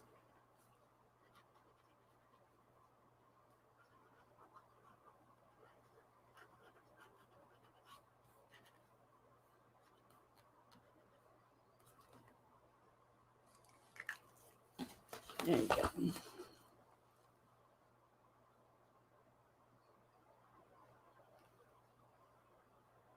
What do y'all think? How's that look? I think we're done. Oh, we could have a couple little raindrops on the leaves.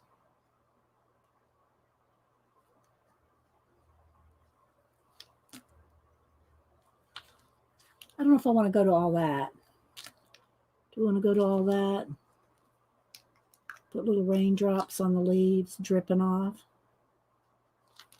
I don't know that it's raining that hard. You know what I mean? I don't think it's raining that hard. I think it's just more of a mist.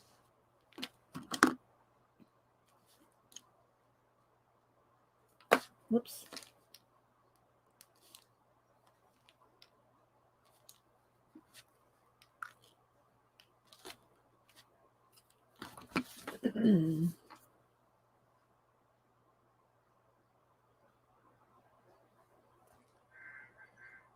But water is, and I got a alert.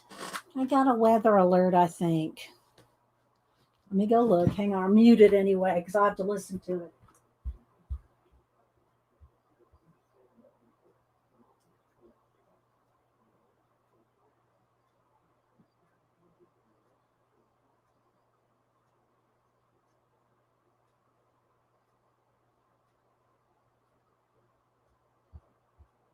Okay, it's north of us.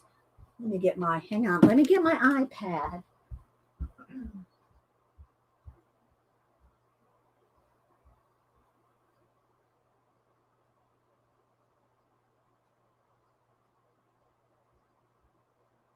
right, let me look at my weather app. Hang on, guys. Let's see.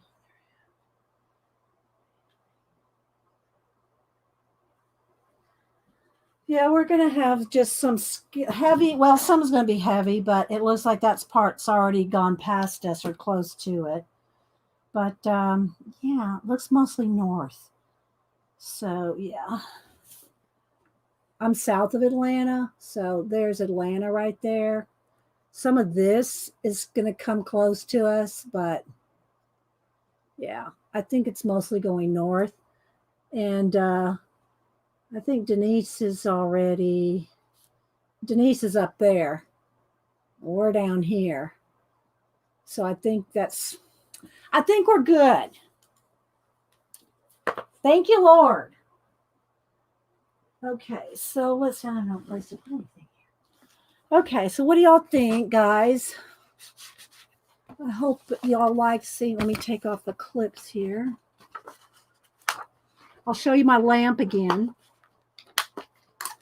with the features. And I will post a picture of this and the cover on Instagram. All right, let me move the pencils out of the way. All right, let me get my little, you know what? I'm going to go ahead and move this out of the way. Well, I'll leave it here so you can see my big wood thing. All right, so let's turn that backlight off. And let's take down the lamp here. I mean the camera. So there's my big wood thing with my markers all in it. Super tips. Then up there's my Copics, alcohol markers, pens, pencils, Poscas. All right, so here's the lamp. Let me back away so as far as I can. And let me get the little remote that comes with the bulb. Okay, so let's go ahead and switcheroo. And then you can do different variations. Look.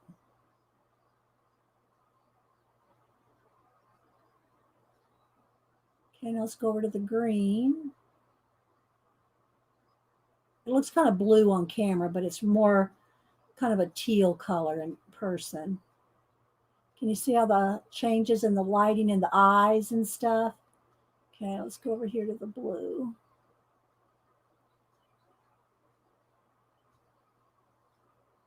Isn't that cool though, guys?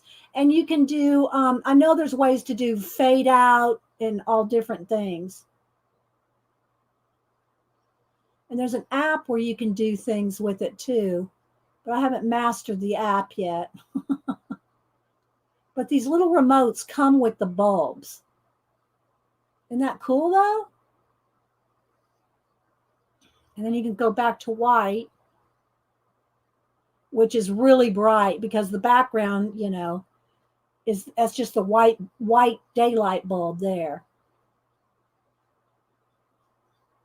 So yeah, you can change it all different ways.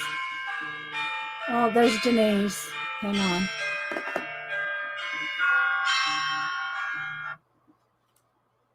Hey, I'm still streaming. I'm almost done. Can I call you back in 5 minutes?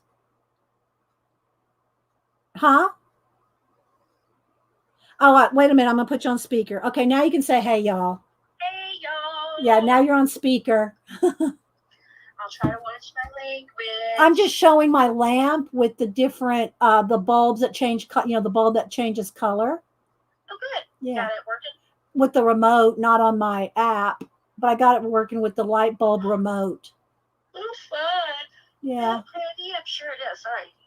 I know. I'll call you back in a minute. Well, I'm about to pull up to the office. I just let the doctor. Just call him, say hi. Okay, is everything okay? Oh, yeah, everything's fine. Okay. I'm perfectly healthy. Okay, bye. Okay. So there we go. Isn't that cool?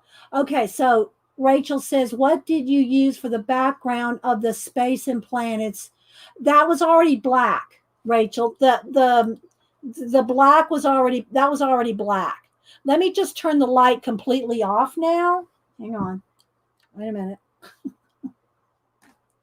So there, you can see what it looks like with no light. Okay.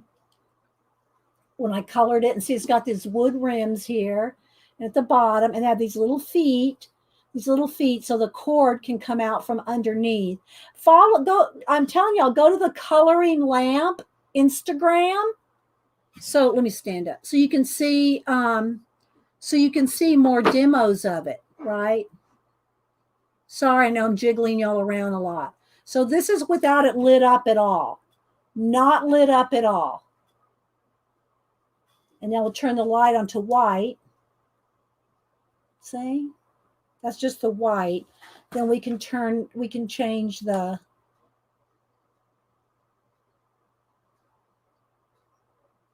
effects.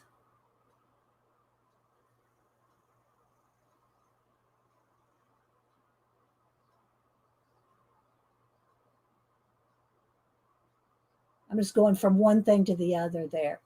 All right, so now if I just go back to white, there's just the regular bulb. And then when I turn the light off completely, there it is. That's just how it looks with the colors, right? That's just colored with alcohol markers. Hi, Faithful Mess. All right, so let me hang you guys back up on the thing here. Hook the cord back up. And there's what we colored today. In the Luna by Maria Trolle. So I'll post this on IG, and I'll put, I don't use, what do you call it? I got a little bit of a smudge there. I don't use watermarks or anything, which kind of really, you're not, anybody that wants to steal any of your work, they know how to do it with watermarks or not. But what I do, and maybe y'all might want to do this too, if you color something or you have your own art, I do this with portraits, and pretty much most of my art is you do this. And not that they can't fix that too, but you put some markers or some pencils. Here's some good pencils, like a red pencil. You put something like this that kind of blocks off. They're gonna have to work at getting rid of that, right? Or you can put it anywhere, just so that something's covered up on your piece. And to me, this is much more effective and less. I don't know. It's just, I like it better to do something like this rather than a watermark. So, all right. Well, I'm going to head on out and fix some lunch And thanks everybody for being here. Thanks to all the lurkers. Again, I'll post a picture of this, and I always give credit to the color book person. In this case, Maria Trolle. I'll tag her if she has a IG. Then I'll also hashtag and at her and post pictures. So yeah, so y'all make sure to go over to Janet. She streams about an hour. I might be late depending on the weather. If it starts really storming, then I'm not going to the post office. But if it's just rain, then I'll run down the post office and get my y'all's monthly thank you from April. I've got them all done, all ready to go, ready to mail. And thanks everybody that supports the channel, either with PayPal tip jar or super chat and super stickers. And thank you. Whoops, there you go. Thank you, Julie Topaz. You have a marvelous Monday too. You want to make a sandwich? Oh my gosh, a BLT. A BLT sounds good, right? Okay, and make sure and go look at the coloring lamp on IG too, because they're going to have their Kickstarter. I think sometime toward the third week or so of May, if you want to buy the lamp. And so Ethan said that he thinks they're going to run about $85. They're going to make ways for it to be shipping to be cost effective or cost okay to UK. And so just keep an eye out. Just follow them on Instagram for updates.